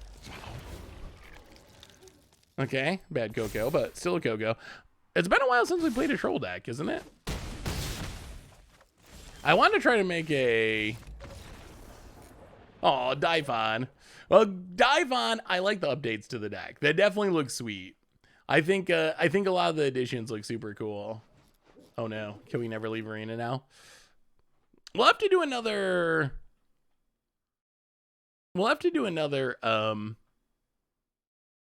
another viewer battle stream at some point. How many of you are down for a viewer battle stream? Are we getting to the point where we need to schedule one? Any Aristocrats decks doing well with Meat Hook now? There's been some in Standard. There hasn't been a ton. Well, I guess we don't know what Historic's going to look like. There's a Sacrifice deck in Historic, but as far as I've seen, most of the decks that are Sacrifice decks in Historic haven't actually been playing Meat Hook Massacre. Ooh, Doom Foretold Meat Hook sounds sweet. Do you just want to keep Solar Flaring, or do you want to try building like Mono Black Devotion or something else with the nerf cards? A permanent with a board wipe ability seems really neat. Yeah, Meat Hook Massacre is definitely one of my favorite cards from the set. We're always at the point where we need to schedule a viewer battle stream. I think that's true. Thanos, it's been too long since we've had a Momir battle. It's because we haven't played, we've played more on Arena recently. Well, Watery Grave tapped. So what do you think about Watsy saying no bannings in Standard, at least until after Crimson Vow? Are you okay with waiting? Main deck duress, interesting. Are you okay with waiting to see what the next set brings before having the conversation about bannings? I'm surprised there's not real racks in historic yet. There's no the rack. There's no Shrieking Affliction, right? Like, you're using like Davriel and so forth as discard payoffs. I'm kind of surprised. That seems like the kind of card they put in there. Is this another budget deck? We are not currently playing a budget deck, no. This is a non-budget deck. 1, 2, I guess. Yeah, that's fine. Discard. Play the land. Temrat calls it dead. Mill some cards. Ooh, new poll. Do we need to set up a viewer battle stream? Seems like yes is the big winner is Zovar. Temrat calls it dead. Get to mill some cards. I don't think any new set can push back time walk effects. I mean, honestly, I agree with you. Especially considering how strong the shell is in the other cards around it in the Izzet colors are. I also am not super confident that... I am also not super confident that there's a way that this problem just gets solved by a new set. At the same time, I'm okay with trying just because it's... I'm okay with trying just because the set's coming so soon. If we had to wait till January, the end of January, I'd be more like, we probably need to, you know, at least have a conversation about Standard. But we have a new set coming so soon, a couple weeks until spoilers, a couple weeks after that to the set release. I'm kind of okay with waiting.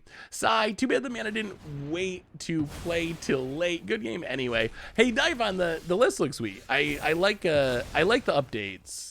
I like the updates to the deck, so I think it looks really fun. And I was talking about it on stream, but I feel like it's a really, really bad matchup for Tribal. Like, we have so many Wraths, we have Elish Norn, there's just so many things that I think make it really difficult for Tribal to keep up with.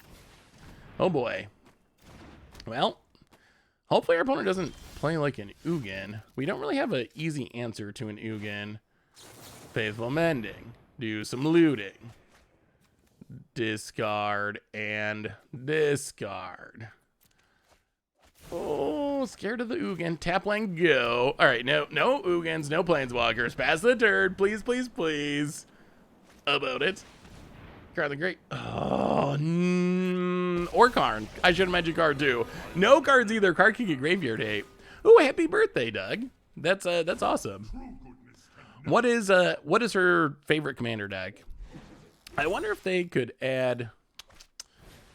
Well, hilariously, I don't know if our opponent knows this, but this doesn't stop Champion of Wits. Ooh, there's Bone Shard. That's also good. Discard. 1, 2, 3, 4, 5, 6. Discard.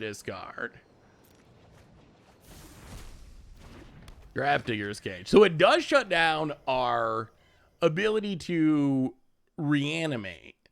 It does not shut down Champion of Wits. And I guess we got enough mana to cast stuff, but this gets to tutor. Oh, do we got to kill it? Torbrand or Alea, those are good choices. Wow, 87% say we need to do a viewer battle stream. So I guess we'll have to set up a viewer battle stream. Well, tell her happy birthday, Doug. That's awesome. Any card able to counter Time Walk effects is probably blue itself and will just end up in a Time Walk deck itself. I mean, I think that's the tough aspect of Elrond's Epiphany is really only blue is...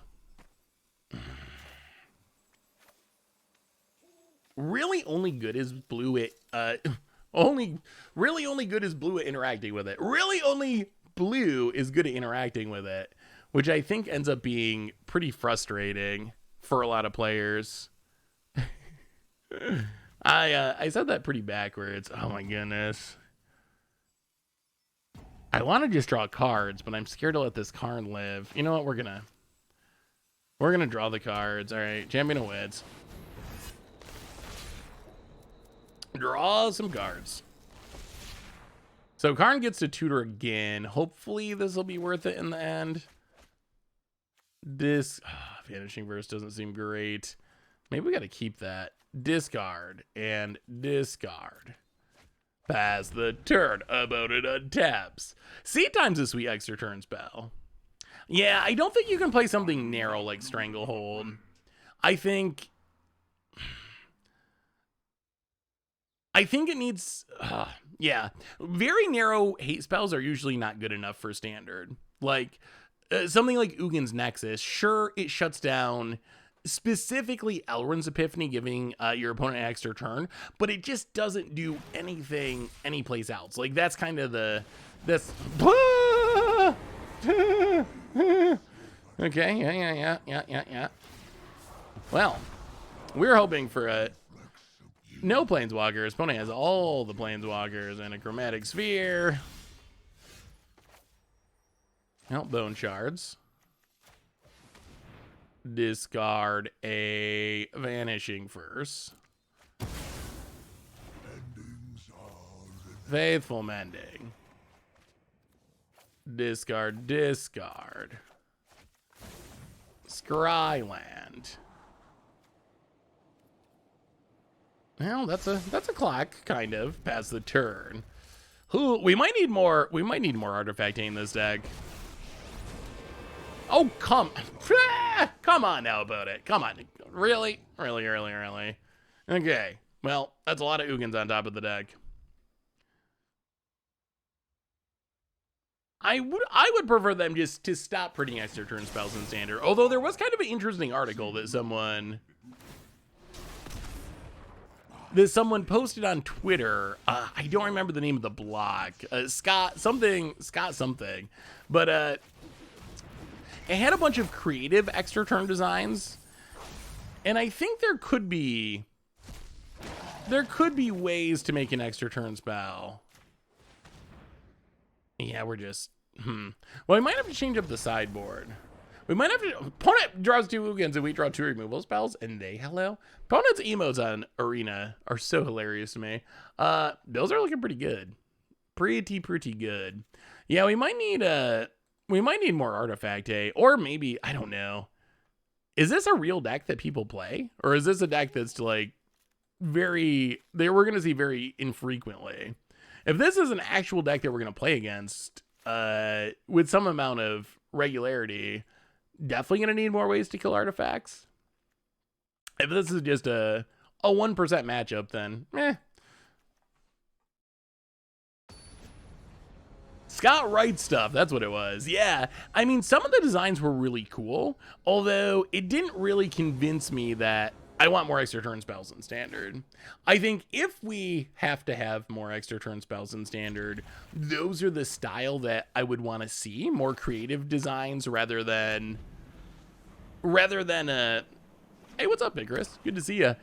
You've mixed some Solar Flaring. Opponent starts with a duress. I'd want to see more creative designs rather than just take an extra turn with upside,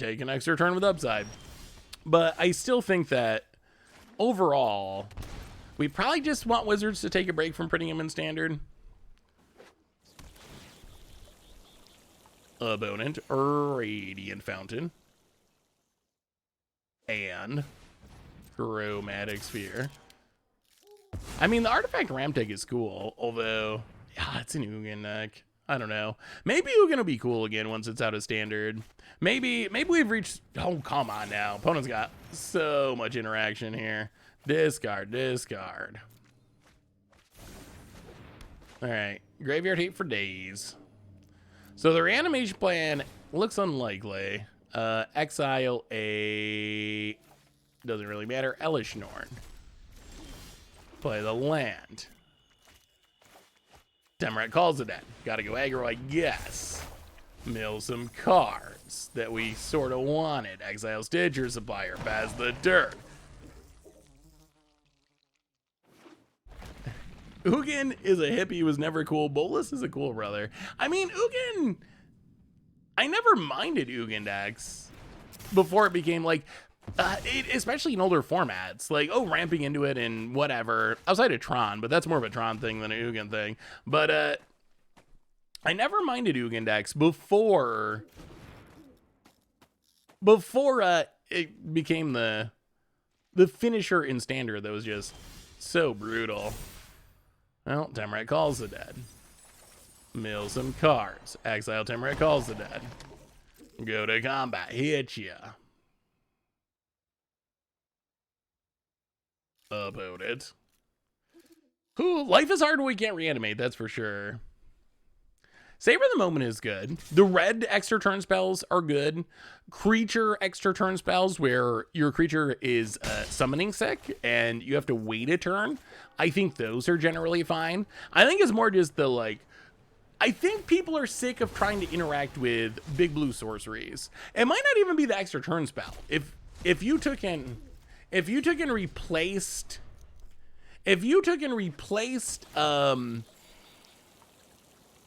replace Elrond's Epiphany with Emergent Ultimatum again, or Genesis Ultimatum again, or whatever, I think that the overall response would be pretty similar. Well, Thought sees you.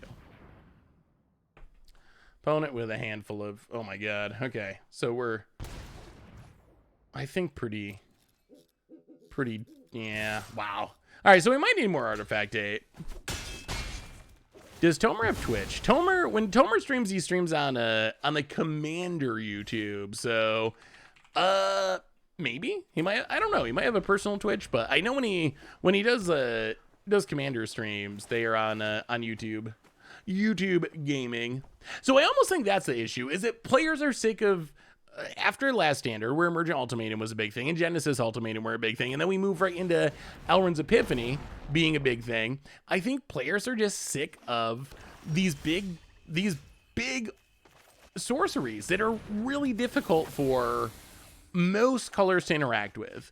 White can't interact with them. White can't interact with them at all. Black can try to interact with them with this card, which is often good, but not good against Elrond's Epiphany. That not that good, at least, because of Foretell. So red can't interact.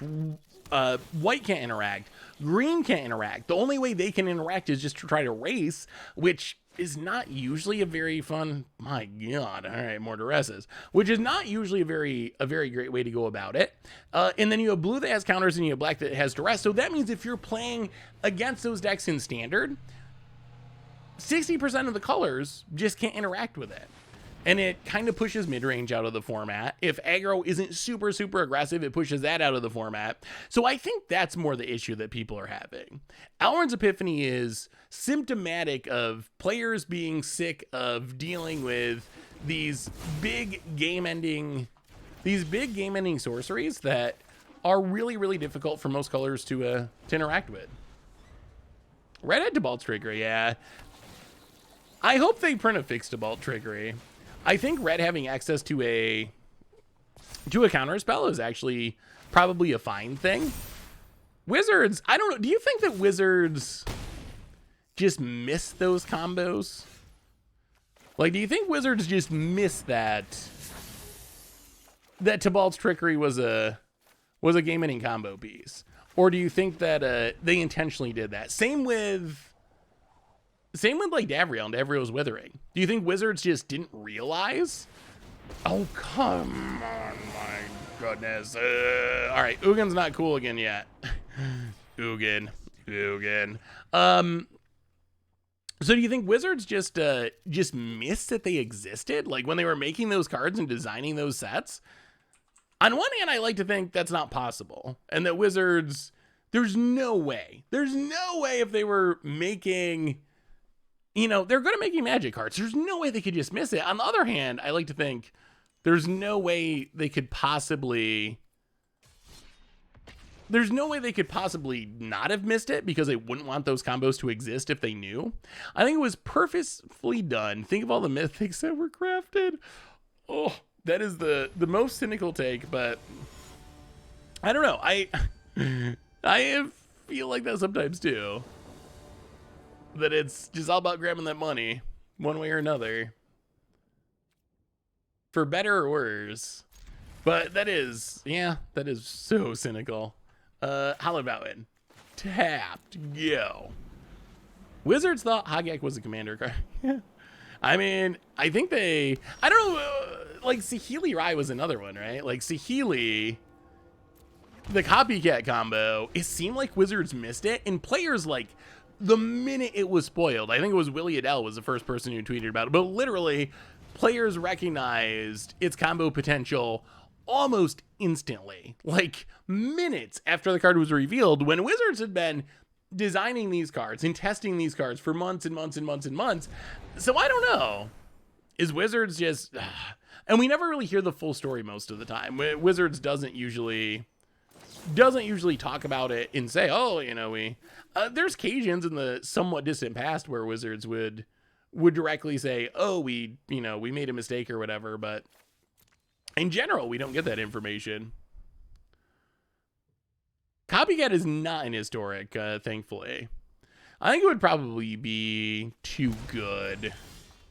Like, it's good enough for Modern to be like a lower tier deck, so I would not be surprised if it was like the top tier deck in the format. Combo Control is an archetype that, when it's good, it's really good. You have too much faith in Wizards.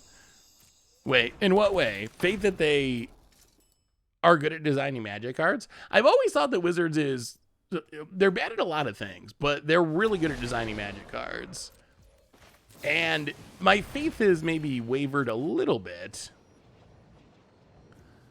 Perhaps a little bit over the past couple of years where we had such broken standard formats and whatnot, but in general, I still believe that Wizards, they might not be good at a lot, but they are good at designing cards. I mean, they've kept the game going for almost 30 years, which is an amazing accomplishment for a TCG. Like, that's unheard of. Are there even any other examples of that? Yeah, Brainstorm and Delver in the same format, and Faithless Looting, that's true, and Dragon Rage Channeler. Don't forget about Dragon Rage Channeler, the card that is currently kind of like breaking Delver in Legacy, replacing Delver even in some sense in Legacy. Well, do some blocking. We're mostly just trying to mill in on burial rates. That is the idea. Stitcher Supplier. Mill us in burial rates. No.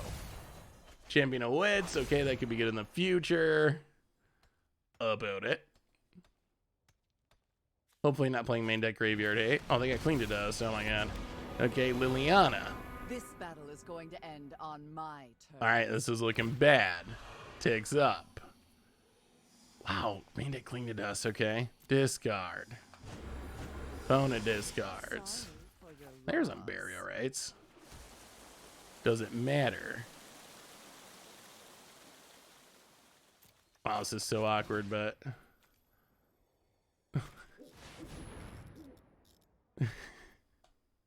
Alright. Sarah's Emissary for the first time in the history of Magic, I think, on Planeswalker. You gotta do what you gotta do.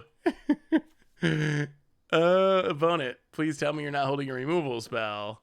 Well, we found on burial rights at the perfect time. How can you test the newest iteration of Tibalt's Trickery and also manage commander decks 12 to 16 a year and MH2 and new Secret Lair cards? I mean, I think that's a lot of the issues that have been happening recently. Not so much Wizards making mistakes, but trying to do too much. The deck looks sweet, but crafting Faithful Mending makes me cringe. Ooh, why is that, Patrick? About it. Oh my god, Scarab God 2. Well, as much as I'd like to just hit our opponent for 7, we're gonna kill Liliana. And we're going to Scarab God. And we're gonna pass the turn. And Rakdos is looking like they might be in trouble. But I feel like, yeah, QA issues, doing too much. Like, I don't know how people do what they do at Wizards. Hopefully there's more people there, but we've even heard little bits of that with the Arena team. Just so much work, so many sets. How do we possibly keep up on that? So yeah, I think that's part of it too. Crafting uncommons and commons is not tough for me, but I'm not really sure. Is that something that's been an issue for free-to-play players? I kind of thought that in general, commons and uncommons were pretty accessible for everyone. And it's the rares and mythics that end up being the issue. Rares more so for free-to-play players, and mythics more so for paying players. Well, Soul Guide Lantern. Maybe? Vanishing Verse? Vanishing Verse seems good. Go down Infernal Grass. Maybe Thoughtseize. We probably need more Graveyard Hate answers. Vanishing Verse is a good catch-all, but it doesn't get the artifacts, and we might need ways to interact with the artifacts. I do like that we have plenty of removal, though. The Thoughtseizes could be fine. Let's try it like that. See what happens. Oh, Hollow Respite that card still makes me sad. That's a card that should be really sweet. Oh, but being a sorcery, it's just, it's so bad. It's so bad. Rare wild cards are definitely the biggest issue for free to play, mostly because of the lands. Yeah, that's kind of the issue. Getting the good mana base is really tough if you're free to play. Okay. Well, opponent. Opponent. Okay. Double ley line. So we're gonna need a we're gonna need a lot of Vanishing Verses. One of them is one thing. The only good news is this does mean our opponent shouldn't have. Oh boy, we need this champion to wins. This means our opponent shouldn't have a lot of action in hand because our hand was full of ley lines. Yeah, take that Stitcher Supplier, opponent. All right, opponent makes the right choice. Takes a card draw, and yeah, we're playing some. We are playing some Solar Flare Reanimator at the moment. Jawapa, how are you? Good to see ya. How is a Stroke Brawl been? Opponent cracks available passage. I mean, we're not necessarily dead. One of the nice things about being Solar Flare is we can technically cast our stuff. It's not super easy or quick, but it is a thing we can do. Like, we will get, I mean, we already got 5 mana. It's not that unrealistic or difficult to eventually get to 7 mana. Did you play the midweek event? Variety decks were wild. I wish bans were in effect. I did not play the midweek event. I don't play Brawl too much. I don't know. I guess it's because I play Commander. So the appeal of Brawl's in general kind of missing, but I'm glad that they're supporting it because I know a lot of people really care about it. Opponent. Liliana, sure. The best thing about zombies is their adorable obedience. Takes it up. We'll discard Stitcher Supplier. I really don't care. Well, about Bone your Shards. plans. Bone Shards is so good. Discard on Burial Rites. Kill the Liliana. This was a wish. Play the land past the turn. This Ox coming back is not great for us. Oh, regular historical more bans. Ah, I gotcha. What was the ban list for the midweek event? Ooh, Castle Lockwain. Kinda wish we had Castle Lockwain. Land on black. Go. Well, we're getting closer. Our opponent being able to draw cards, and these 2 lane lines are pretty tough, though. Castle Lockwain, boat it down to 15.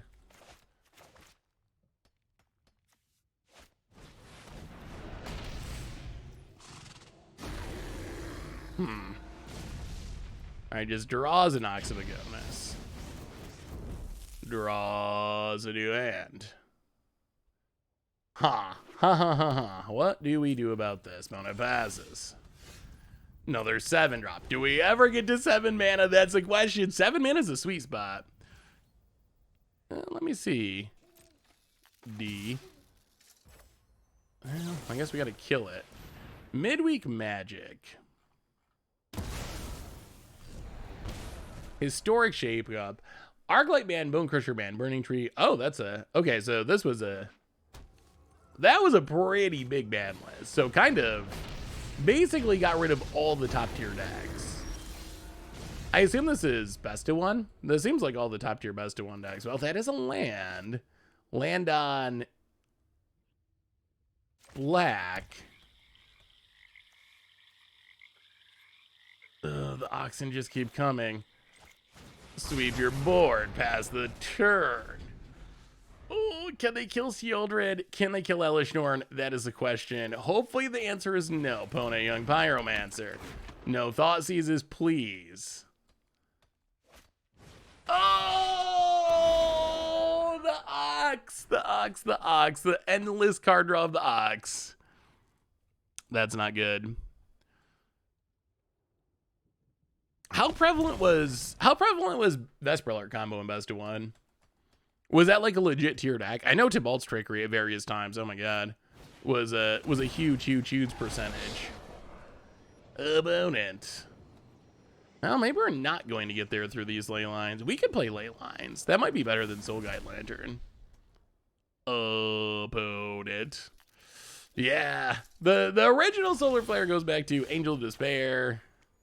Yeah, all right. Without that Elishnorn, we're pretty much locked. Even in best of one, Vesper Alert combo was kind of a flop. Interesting. Huh.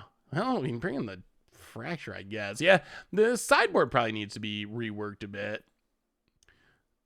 Probably needs a reworking. How often would you run into Tibalt's Trickery? Was that something you ran into pretty constantly? Krillin was not the original Solar Flare character? Yeah, I don't know really anything about Dragon Ball Z. What I know is from researching deck name origins, basically. I've never really watched Dragon Ball Z. Oh, all right. We got the Vanishing Verse. So that can exile a Leyline at least. If we can keep our graveyard active, we got a shot. Oh, I'm so glad Tibalt's Trickery was gone. Tibalt's Trickery, like... what a just a miserable deck to exist. Especially in best of one. In best of three, whatever. Like in best of three, yeah, whatever. Trickery away. I can play counters. There's ways to interact with it. But in best of one, you just don't have that option. Really? I almost never saw Trickery in best of three. I can count on one hand, like maybe twice in the last like 6 months that I've seen Trickery in best of three. I just never see it. And even when I play it in best of three, it is never good or rarely good. In best of one though, I remember us playing best of one day and just running into it like so many times in a row, just like every other match. Huh, interesting. I did not know the history of the Solar Flare. I wish we could get some cards in the graveyard. That would be helpful. Well, land go. Eluding affects something. We got double on burial raids. If our opponent just plays lane line, I'm going to be... Oh, come on now. Oh my god. Oh, cursed. Wow. So opponent did not have leyline in their opening hand, but as we failed to draw any ways to get cards in our graveyard for many turns, our opponent drew into one, and yeah, I think we're in trouble now. We're in trouble now. Liliana, sure. Wish you had a fraction of my power. Ticks up. Well, so close to being good. Oh, the ley line off the top of the deck. You think too much. Inferno Grass. Yeah, I think this deck. So we've had some success with this deck, but I also think that it can definitely be improved. I really didn't like playing against Trickery. Opponent has a thought seize. All right, let's see if we can improve this this sideboard. I feel like the sideboard's pretty lackluster against the hate. Seems to be the biggest issue. If you dodge the hate, it's great, but so what do we see about this deck? What can we improve? Like, Faithful Mending has been great. Like, that plan works. The Champion of the Wits works. The sideboard, what is the best answer? Is there a way that we can get rid of all the hate? All the hate with a single card, I think, is what we need in our colors. Golgari's really good at it. White-black, not as good. Hey, what's up, Stilts? How are you? I mean, the Fracture is actually one of the things that can kill all the hate cards. The White Mastery spell. Oh, well, yeah, I think we probably need something cheaper, I would guess, for Historic. Yeah, Prismatic Ending, if we were playing Modern, would be the go-to.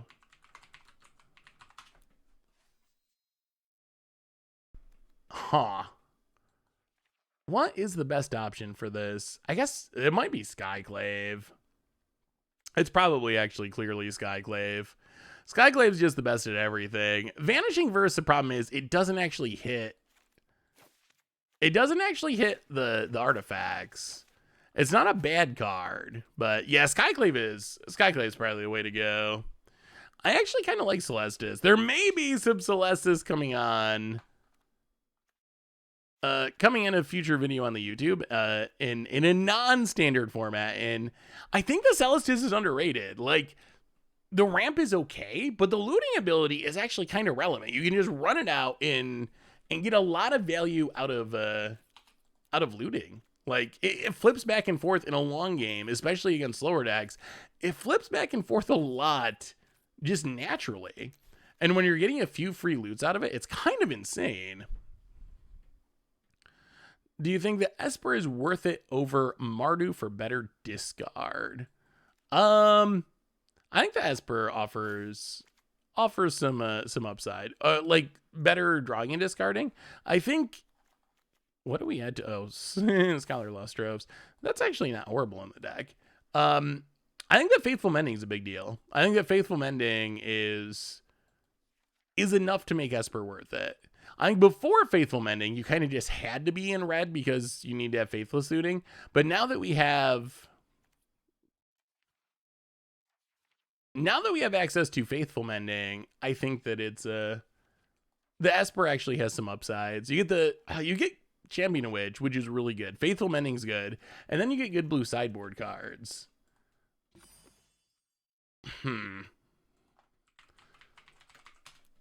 I'm jealous of other people having Castle Lockwaynes. We need to add a Castle Lockwayne in this deck because other people are drawing cards with them. All right, let's try it like that. I feel like that improves the sideboard a bit at least. I'm thinking of trying some Mardu control in Historic. Do you think it would be even slightly competitive or not?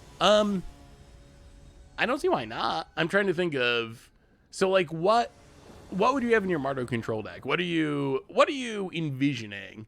But I would imagine like you get good removal, you get good discard, and you have some Planeswalkers, Seasoned Pyromancer. Like I think you could build a Mardu control deck that would be reasonably competitive. Well, Temple of Silence. I don't know about these Scrylands. I don't know if they're worth it or not. On the fence with the Scryland. Lots of discard board wipes. Yeah, pretty much all the stuff you're saying. Yeah, I mean, I think that could work. Ooh, zombies. That's spicy. All right. Stidger Supplier. This might be the combo zombie deck we played a long time ago. Oh, Castle Logwade. All right, Godless Ride. Go. Have you ever tried the Dustmantle, Guildmage, and Mindcrank combo for against odds? Could be fun. It's been on the poll several times, but it's never won. So I don't think we've ever actually played it, which is kind of insane. Because that is like a pretty perfect jank combo for against the odds. So I'm kind of surprised that we haven't played it, honestly. Opponent Augur mills us. How are we doing this? I mean, I think we got a plan. I think our plan is discard Elish Norn, reanimate Elish Norn, win.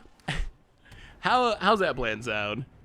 The Secret Lair artifact lands look awesome, Mike Arnold. I gotta say, I think the art styles on almost all these Secret Lairs this go around are really good. Although my favorites are actually the horror movie looking ones, like the old almost retro horror movie. They look so sweet. I think those are my favorite of the bunch. The artifact lands look pretty good too, though. The only one I don't especially like is the Liliana demon bundle. That just looks like that looks too normal. All the other ones got some really like splashy colors, unique styles, and that one's just kind of, I feel like I've seen it before many times. Well, all right. Opponent's doing all kinds of cool things, but unfortunately, we have bad news for our opponent. Bad news. Faithful Mending. Discard you.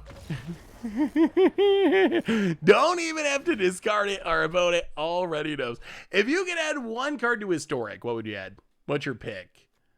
One, yeah, Skyclave Apparition was definitely the right choice for this deck. Skyclave is really good. You can add one card, any card. Yeah, the Gravecrawler looks so good. And I'm glad they reprinted that Gravecrawler. I think that's a valuable bundle. So today was weird because here we got a sideboard real quick. Today was weird because we had our big commander clash, and then I went right into the stream, so I didn't have a ton of time to actually like price out all the stuff from the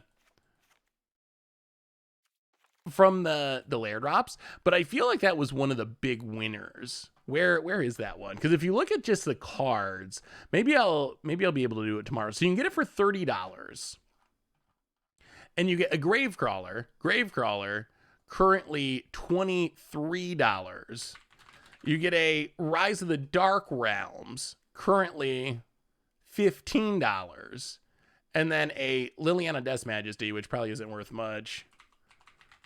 You get a Liliana Death Majesty, currently $5. I mean, that's not bad. Plus, the art is just, the art's sweet. It's like an old horror movie poster or something. Like, I would definitely play that. Out of the versions of these cards that exist, this is a version that I would choose to play in my deck. So that one seems to have to be a good value Lair drop at least. Well, Elish Norn and ways to reanimate it. Not much more necessary. So that seems like a high value Lair drop. What about, so the Mirrodin one, this is obviously a art style Lair drop. You buy this because you want the art style. And the art style is, it looks really sweet. We've never seen Magic cards like this. I would also play these ones. They look really good, but not super high value cards. Originally commons, reprinted a bunch of times. So that one's definitely not high value. Monster Anatomy. Is there any value here? What is Gishath? What is Gishath's value these days? Oh, we're playing Magic. This is not a finance podcast. We're actually playing Magic here. Let's play this land. How much is Gishath worth? Oh my god, we're gonna time out. All right, hang on. There we go. Gishath.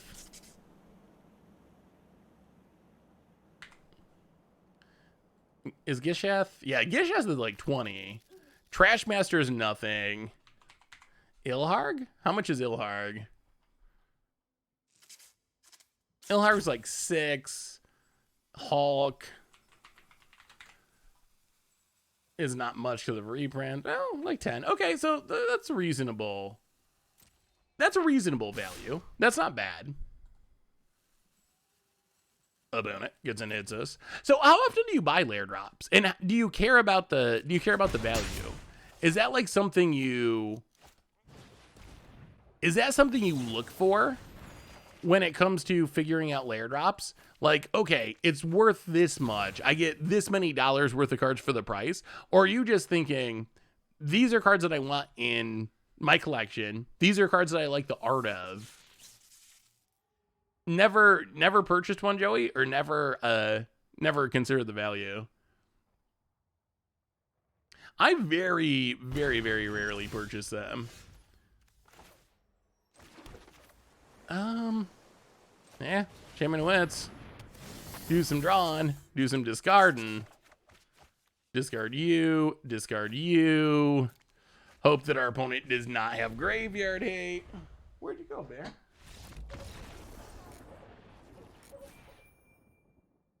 And opponent scoops it up. I bought the pack of SNL. I bought the pack of Secret Lair that Seb one was in. Open that, and the metal poster is going to sell the Bob Ross lands and the Mana Rocks and not buy another one.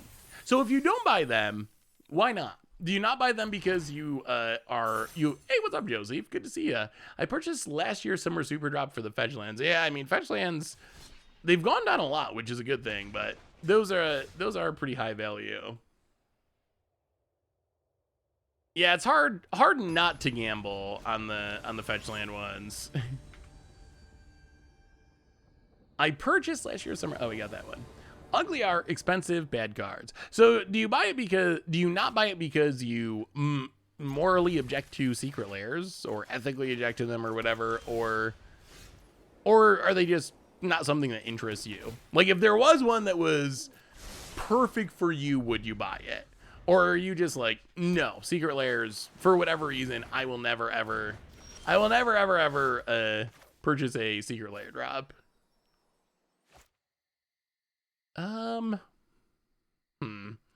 Yeah, play the land, Stitcher Spire, go. I don't buy them because I live outside the US. That's another good reason. Unfortunately, Wizards still hasn't figured out a way to have everyone worldwide be able to get access to them. Kaya. Alright. Kaya the Annoyer. Actually can snipe all of our zombies too. That's kind of obnoxious. Well, champion awaits. Yes, please. Draw some cards. Discard you, pass the dirt. Elf, welcome to the fishbowl. Thank you so much for your subscription. Big super for you. Thank you. I mean, I think... Alright. I think overall one of the biggest concerns with all this, it really is the local game stores. Like, if that's something that matters, local game stores got kind of wrecked by the pandemic, and then they also are kind of getting wrecked by secret lair drops. It's I think that is a real concern. That I don't know how local game stores actually manage to survive in the current environment. It seems we should have played this first to increase our odds of milling something. A little bit of a punt. Would we have hit something? Yes. Ugh. All right. Oops. Siphon Insight. I mean, singles are generally the way to go. Oh, is this Super Friends? Oh. Okay. Opponent crimming it up, and we are... Yeah, we're super duper in trouble. Well, might be time to go to sideboarding. Main deck Ashiage. Mill some cards. Play the land. Whiff again with Tamarat. Pass the turn. LGS didn't survive where I live. It's MTGO or nothing for my Vegas testing. Yeah, that is unfortunate. Any chance we'll see some Vadric shenanigans in Standard? With Stormkill Artist and Burgie in the format, it can be real spicy. Oh, we just played some Stormkill Artist. But yeah, I think Vadric is a possibility at some point.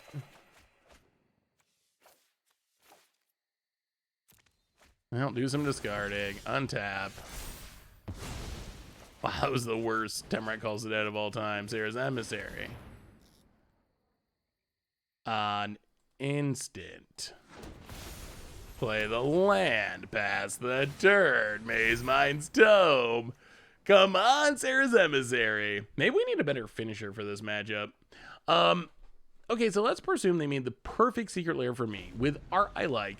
The 10 cards would be total cost under $20. Why would I spend twice that just to have special versions of the cards? Oh, I see. So the cards that you would want in a secret lair drop are not super high value. That makes sense. Well, kill the... I mean, I guess we just go face. If our opponent kills it, then... Okay, Shark Typhoon. Kill it. Hit ya. Down to 11. Tamarack calls the dead. Mill Elish North. Exile. Pass the turn. Can we overcome the double plays while you start? Opponent plays a land. No Wrath. No interaction. Opponent mills some cards. Oh, down to 14. That's not a high number of cards in our library. Opponent. Lisa. Okay. That's also not great. Opponent takes up Kaya. We mill ourselves. We whiff. Oh, this. We have 37 cards in exile. Okay. Okay. Yeah, that's a little rough. Interesting. Lisa. What is our opponent's deck? Is this a super? I don't know. I don't know what our opponent's deck's doing. Well, we're gonna bring in a lot of sideboard cards. We're gonna go down a lot of questionable removal spells. Bring in counters. Bring in thought seizes. Go down a couple Stitcher suppliers. Unfortunately, this means our opponent probably bringing in Graveyard 8, which makes life harder. I think in general, a lot of secret lairs have been plus value. I don't want to say plus EV because it's not really exactly EV, but a lot of them, it's like you get $40 of cards for $30 or something. There haven't been too many that are like $90 of cards for $30 or $40. That's not really the norm, but there have been many that have been, I would say, like a good deal where you get slightly more value of cards out of it. Hey, what's up, Mothmia? I'm doing well. May I ask you if Solemn Simulacrum is a good card in combination with Golos? Yeah, what like in Commander? I think in general, yes. I think they work well together. They both ramp, so you're probably playing a deck that cares about ramping, so they both are kind of on theme and synergize with each other. Well, discard. All right. Please not Graveyard 8. Please not Graveyard 8. Please. But it leaves it on top. Please lay it on tap. Graveyard 8. I am that which you. Brutal. Opponent passes. Well, Tamarack calls the dead. Yeah, decks that are just randomly playing main deck Graveyard Hater, they gotta be the worst matchups for us. We were set up to do that. I mean, that is one of the downsides of our plan, is it is dependent on the graveyard. So if our opponent can wipe our graveyard, it does make our plan a lot worse. What are your thoughts on Stranger Things having multicolored partners? Walking Dead didn't see much play except Brick, but I'd be more concerned since there's 4 color decks here generally powerful. I mean, I guess the good news is I don't think any of the specific cards are all that busted. And so I think that's the good news. The partner mechanic is a little bit weird, but it is worth mentioning that it's essentially partner with each other. You can't partner with anything. And Wizards confirmed that the Magic versions are also not going to be... Okay, Narset. They also confirmed that the Magic versions are also going to be the same. They're not going to be actual full partner. They're only going to partner with each other. So I think they are more powerful than the Walking Dead cards, but I don't think they're like problematically strong.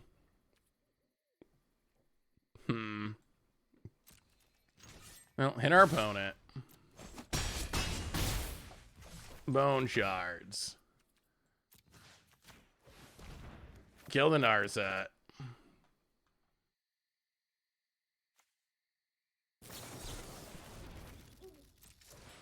We will pay. We still have much to learn. Pass the turn. I mean, opponent's close to dead. Can we close it out with the janky beat down through the graveyard? Opponent only has a couple cards in hand. Search for his Kanta. Looking at the top. Mills. So this is Super Friends. Mills of Liliana. If they're playing Liliana Death Majesty, not the Secret Lair version, it is clearly a Super Friends deck. An opponent cannot overcome the janky zombie beads.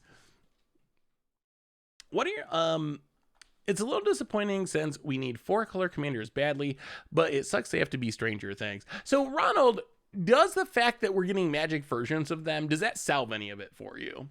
Because that's Wizards' response, essentially, to the Walking Dead freak out. They did the Walking Dead, there was a huge freak out, and Wizards' response was, okay, we're going to keep doing this, whether you like it or not, but we will put magic versions of these cards in the list in the future. So does that solve it? Does the fact that if you wait until this spring, you can get magic versions of it, is that good enough? Or is that still not good enough? Maybe we do want this Vanishing verse. Skyclave does seem, maybe we go 3 Skyclaves. Or maybe we just go down Shieldred. All right, go down to Skyclave. In the list, not good enough in my opinion. So I will say, Wizards announced a little bit of the distribution today, and for the Stranger Things Secret Lair drop in specific, it's going to be released in the list for New Caperna, and according to what Wizards said today, the drop rate's actually going to be pretty high enough that, oh, gonna need to draw these lands, high enough that I think there's actually a realistic chance it might actually solve the issue. I was very concerned. The list is so scarce, and cards on the list have not been printed enough to normally have a huge impact on prices. So I was definitely very worried that the list would not be good enough. But from what Wizard said today, wow, all the Temrat calls the deads. But from what Wizard said today, every other card you open from the list will be a magic version of the Stranger Things Secret Lair drop card, which means if you buy a set booster box, you'll be getting like 4 or 5 of the Stranger Things cards, considering there are only a handful of those cards overall. Like the overall number of Stranger Things cards is what, 8? That seems fine. If you bought 2 set booster boxes, you would be able to get a copy of each of them. Oh no. Wow.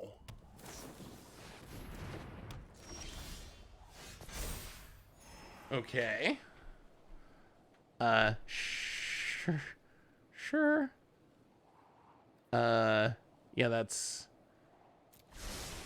still very awkward. What is our opponent doing? So they wisely cast an Ashiok Eraser to lock down our hand, and then they unwisely cast another one for no oh my goodness, opponent. We needed that looting effect, opponent. I'll hit you with everything. Bone Shard. I really want to beat this deck now. We will discard a Temrat Calls the Dead that we can't cast because of Ashiok's Erasure. Kill it. Play the land, pass the turn. Opponent down to 8. Can we close it out? Opponent. Land. Passes. We draw land. We'll play it on black. Go to combat, hit you. What was that second Ashiok Eraser doing?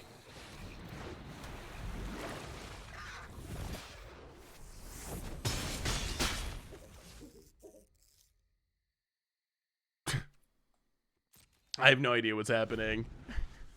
I have literally no idea what's going on. Chromium the Mutable.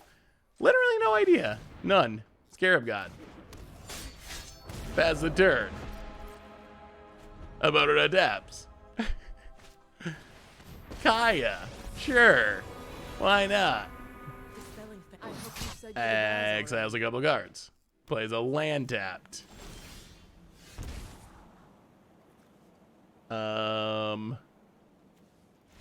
And about it, scoops it up. We got there.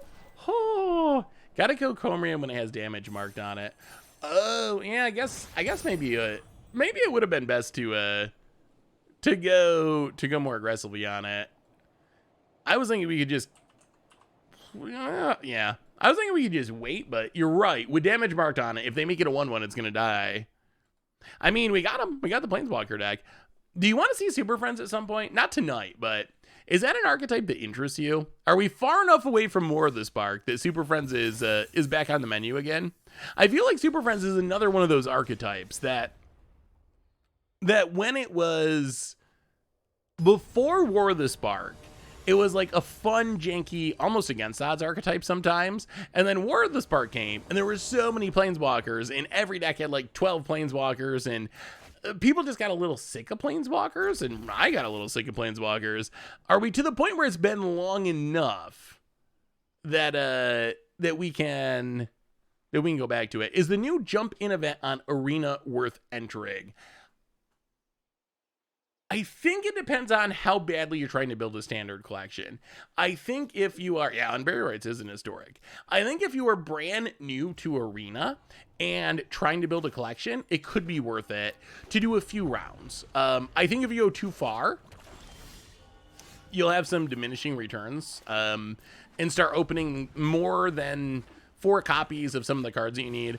But, ooh, Jadar. But yes, I do think that if you have a very small collection and your goal is to build a collection, that event can definitely be worth it. Opponent. How many Planeswalkers do we need for against odds? So for Planeswalker Tribal,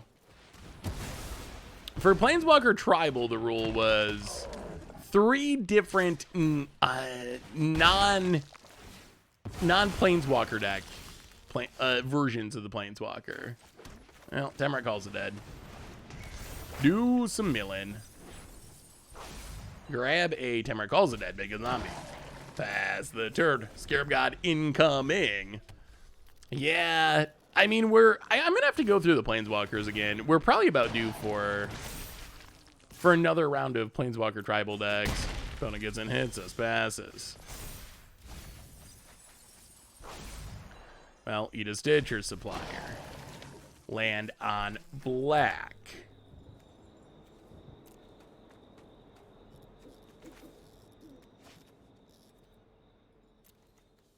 Tamarat calls the dead.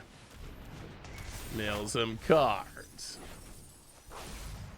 Eat a Stitcher Supplier. Inferno Grasp, Diregraph Colossus, pass the turn. No attacks about it. Yeah, Teferi Tribal could be sweet. Jump in seems really high value since it has a ton of rares looked at least pretty playable. You're getting those plus 2 Fault Progress for the price of a booster. Good for established players, fabulous for new players. I think it's good if you need the cards. Like if you already have most of the cards, because a huge percentage. It seemed like a huge percentage of the cards. Oh, do you have to take this? This is actually not great. Wow. All right. Zombies looking good. Yeah, we can't take all this. All right, block and block. Oh, we're in a bad-ish spot. Untap. Mill. A million Championowits. Eat one. Make a zombie. Well, that's a Wrath. That is good. Can we live long enough to get to it? Yeah, keep that Wrath on top. All right, keep the Wrath.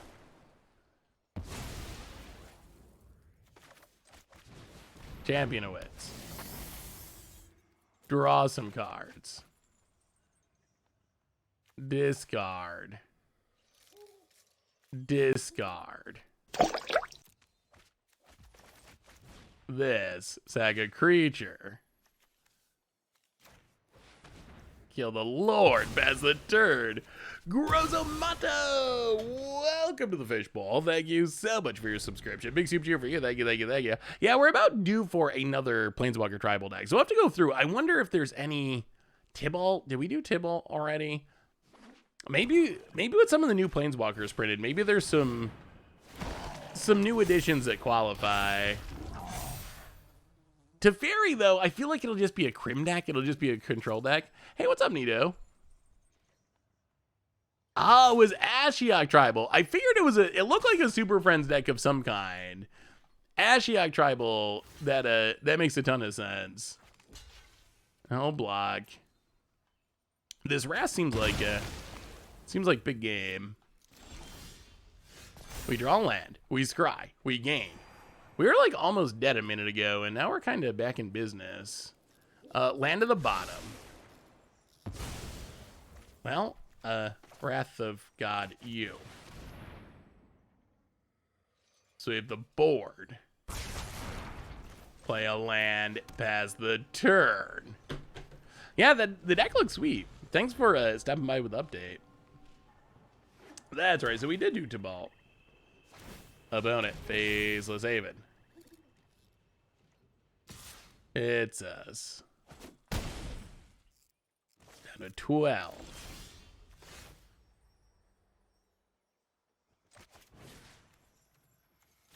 Now, unbury right, Scarab God. That's the turn. About it. Not removal. These Faceless Havens are a clog. We did Kaya's Extraction. Putting him to take the Vanishing Verse. I mean, this is fine, though. If we untap with the Scarab God, we just... This is insane. He has a Logway, Desperation main phase down to 17. And, I mean, if we untap the Scarab God... Oh, to top deck removal? No. Let's tap Reaver. Okay. Well, upkeep. We will get back a champion. Old standard combo. Scarab God. Getting back champion wits. Drawing cards. Making zombies. Yes, please. Discard Elishnorn. Discard a... Hallowed Fountain. Drain you. Might as well keep Inferno Grass. Play the land. Go to our main phase. Play the land. Go to combat. Pass. Elishnorn coming soon. What was the reasoning behind the cards getting banned in Historic? So, the cards that were banned in Historic, Tibalt's Trickery was initially a part of a sweet... I don't know about sweet. It was sweet for like a couple days, but like a meme deck where initially you tried to mulligan... You played a bunch of 0-mana cards, tried to mulligan into Tibalt's Trickery plus 0-mana card, and on turn 2, you would play a Tormod Script or whatever 0-mana card, Ornithopter, and then Tibalt's Trickery, and then have a bunch of big things in your deck that you could spin into, Ulamogs and Ugins. That deck was fine. It was really janky, and it would sometimes win hilariously, but it was so inconsistent that it wasn't actually like a realistic threat to any format.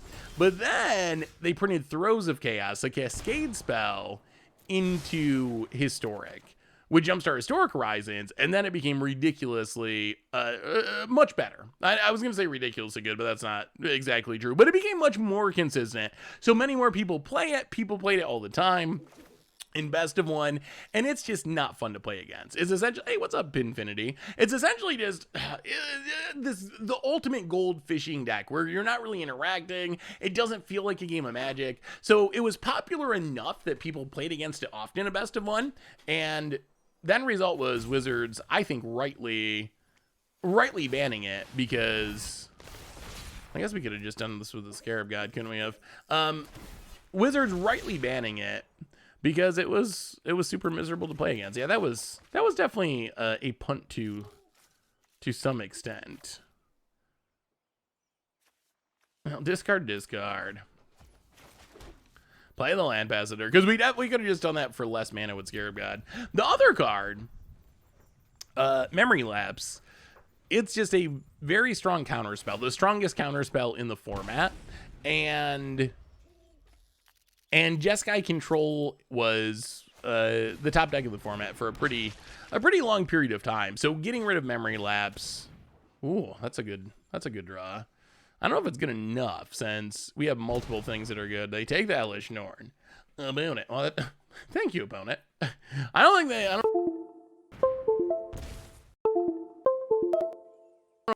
There. Come here, bud. Come here, bud. Don't chew on that. Don't chew on that. No, no, no. Don't chew on that. Am I still here? Bear, come here, bud. Bear. Come here, buddy. Come here. We're almost done with the stream, and then I'll take you out. Come here. Come here, Bear. Bear. Bear, come here. Come here. Buddy, come here. Here, Bear. Come here, Bear.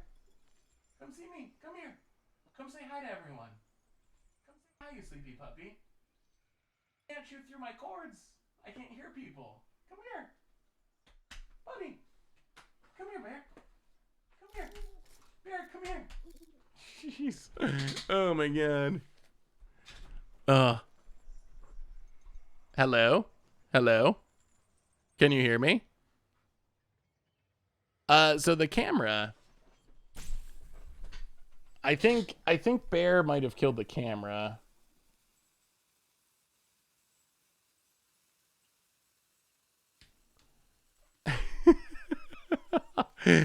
It's the puppy's fault. It's the puppy's fault. It is 100% the puppy's fault. Bear, bear, bear. Yeah, that's not great. Wait, hang on. Am I back?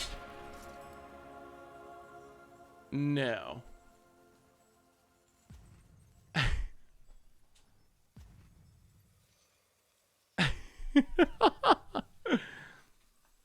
Bear, bear. Come here, bud. Oh dear. All right, so I think what happened, and hang on. Let me see if I can. There we go. All right, so I think I'm gonna finish up this match just with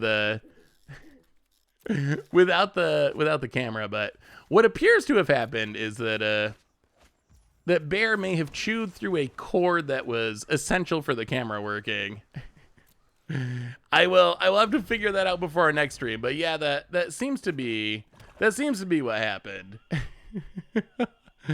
I mean, this is how we started. We didn't used to have a face cam. For the longest time, I was just a random voice floating through the multiverse. Oh. Yeah, I mean, I guess it could be worse. Oh my goodness, Bear. Bear. I love him, but he loves chewing on things. Some of those things include cords that he really shouldn't chew on. He always has good things to chew too. That's a thing. I always make sure he has plenty of good things to chew, but he loves to chew the bad things too. Have to get a new. No, the camera itself is okay. The camera itself is up by me in my computer, but I'm not sure if he. I'll have to look. I'm gonna have to get down by the computer and see what happened. I'm not sure if he bit through a cord, or maybe I'm hoping that maybe he unplugged something accidentally, and that would be the best case scenario, is that he actually just unplugged something and the camera is still functional. So the camera itself is good. Worst case is a cord's bad. Best case is he unplugged something, and after the stream it'll be super easy to fix. But it'll be back. It'll be back. Barely. He was sleeping for the first part of the stream, and when he wakes up, that's when he has his puppy energy, and that's when he chews on things. So he took a nice little nap for the first half of the stream, and then right to the chewing. A chewin'! Wow, oh, not a great time for the Thoughtseize. How are you tonight? Good to see you. Good to see you. Tap land, go.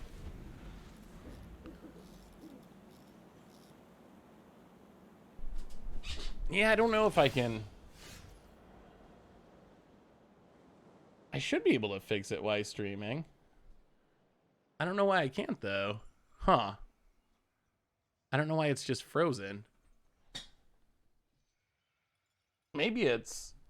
Yeah, I don't know. I'll have to figure it out after the stream. I don't think I'd figure it out during the stream. I mean, if this has happened at the very beginning of the stream, maybe pause and figure it out. But we're kind of in our last match anyway, so at this point, we're just gonna go old school for the last match. Diregraph Colossus. Well, Glacial Fortress. Sideboard tech, Skyclave, eat it. Go. Bearby. Yeah, I might restart the camera. Yeah, hopefully it'll be something I can fix easily. For a cheap fix, cut a water hose to thread the cords through. Ooh, that's actually a pretty excellent idea. Oh, I guess we should have. I guess we should have done that slightly differently. It would have been better to Infernal Grasp a Faceless Haven and leave and use Vanishing Verse to kill the Lord. Tainted Adversary. Gonna kick it. Sure. Well, Skyclave Apparition. Get rid of the Tainted Adversary. Land on... Actually, play the land on blue. Can we close out this game? We've had a good record with this deck. This deck actually worked pretty well. Opponent down to 14. Untaps. Why do you always have the chat showing on the stream? People like to be able to watch... Oh, wow, opponent's playing Ras. Interesting. People like to be able to watch, like, on their TV or something and still be able to see the chat if they're not on their computer. So I think that's the biggest upside. Yeah, it won't be... There. Don't shoot that, bud. Come here. Come here. Come here. Come here, silly puppy. Come here. Come see me. Come see me, bud. Hang on. Hey, Bearby. Hey. All right. So sorry. He's still chewing. He's still chewing. This is why normally goes to puppy playtime when we're doing streams. But our Thursday night stream, he's in theory sleepy, but he wakes up at the end of it and just chews and chews. Yeah, just say hi to everyone, Bear. Can you say hi? Say hi. That's a microphone. See? They're listening to you. You might be able to. You might have heard some puppy breathing.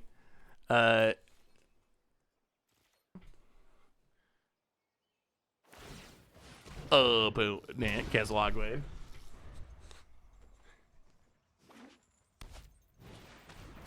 Graph Digger's Cage is actually kind of an issue. Well, this Infernal Grasp is nice. At least this lets us kill a Faceless Haven, although they have a million of them.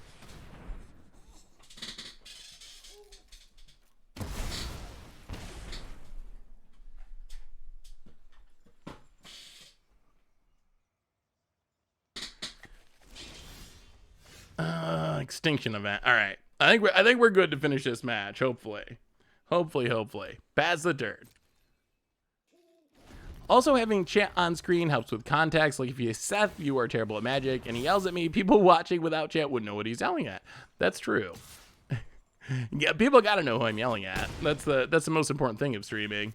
Poda hits us with a Faceless Haven. Well, Champion of Wits that's a card. Doesn't help with this Graph Digger's Cage, but that's something. Champion of Wits. Draw. Discard. Play the land. We need a finisher. We need to draw a finisher. That's what we need. Play the land past the turn. Also, wouldn't just mind blocking with this Champion of Wits so we could get it back. That would be good.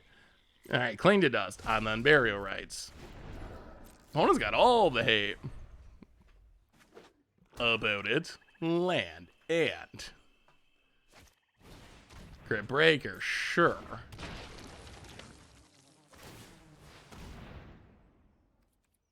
Oh, they have enough mana. 1,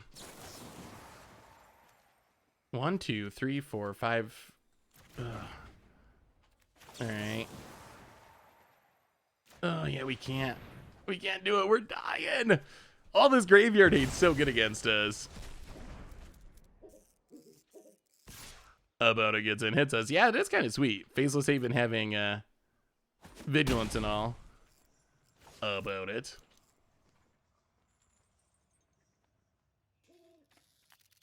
Thinking. We wanted to block and draw cards, but oh no. Huh. The opponent's got a million extinction events. Stitcher Supplier.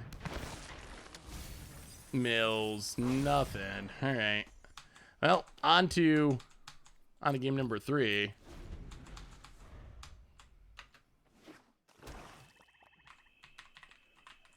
Oh no.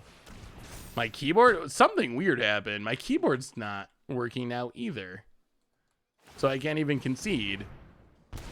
Well, this might be an interesting end to the stream as I figure out what happened with everything attached to my computer not working, but it hits us. The computer's still working.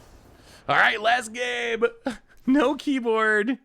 No keyboard, no camera. I'll run it back, and then hopefully this isn't too much of a disaster. So if you don't get a Scoops cheer, you'll know why.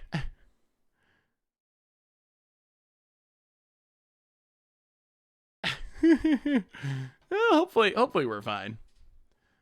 I don't even know. I can't really see from here, so we'll finish this match, finish the stream, and then I'll have to take a look at stuff and see. Bear.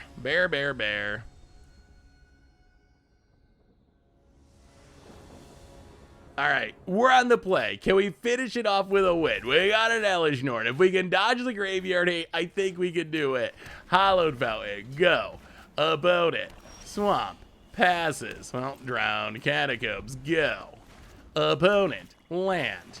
Undead Augur, Faithful Mending. Discard, and discard.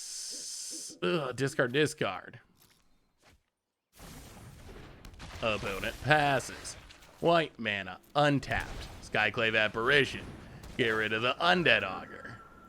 Opponent says good game. We'll good game them back. If they really want to scoop, we're fine with that. Opponent. Are we scooping? Are we scooping it up? Plays a land, and yeah, the stream is slowly decaying. Now play the land on black. Unburial Rights. Elish Norn. Hit ya. About it. Takes it down to 16. Do they have Extinction Event? That's a real question. Land Extinction Event would be good for them. Opponent. No land Extinction Event, and we're in fine shape.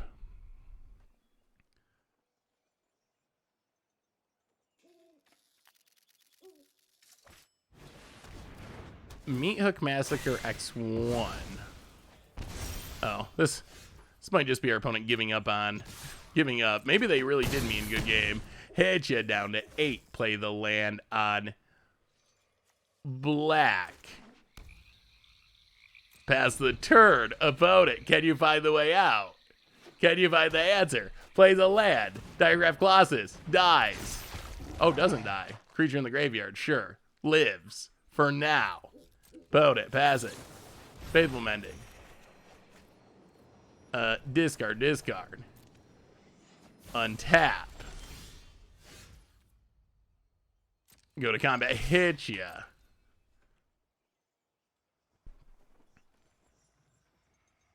I guess we could have tried to win there. Oh, we won anyway. Oh, all right. Wow. So what do we learn today? What do we learn today about these decks? I can't type anything. So I can't type the things I normally type to end the stream. So what do we learn about these decks today? We played Solar Flare. Hey, thank you. Thank you for the cheer. We learned that chords are tasty. We learned that they can easily camera cords and apparently keyboard cords can easily be bared if you're not paying close enough attention. As far as the deck, Solar Flare, I can't type to change the record at the moment, but we went 7-3, which is a pretty good record in Historic. The deck felt good. We got wrecked by Graveyard Hate, but overall it felt pretty solid, and New Historic felt pretty good. We still played a decent amount of control decks, but it felt way better than Historic in the not too distant past. So I think the bannings are working on that level at least, and we'll definitely play more Historic in the near future now that we got these bannings in and the format's a little fresher.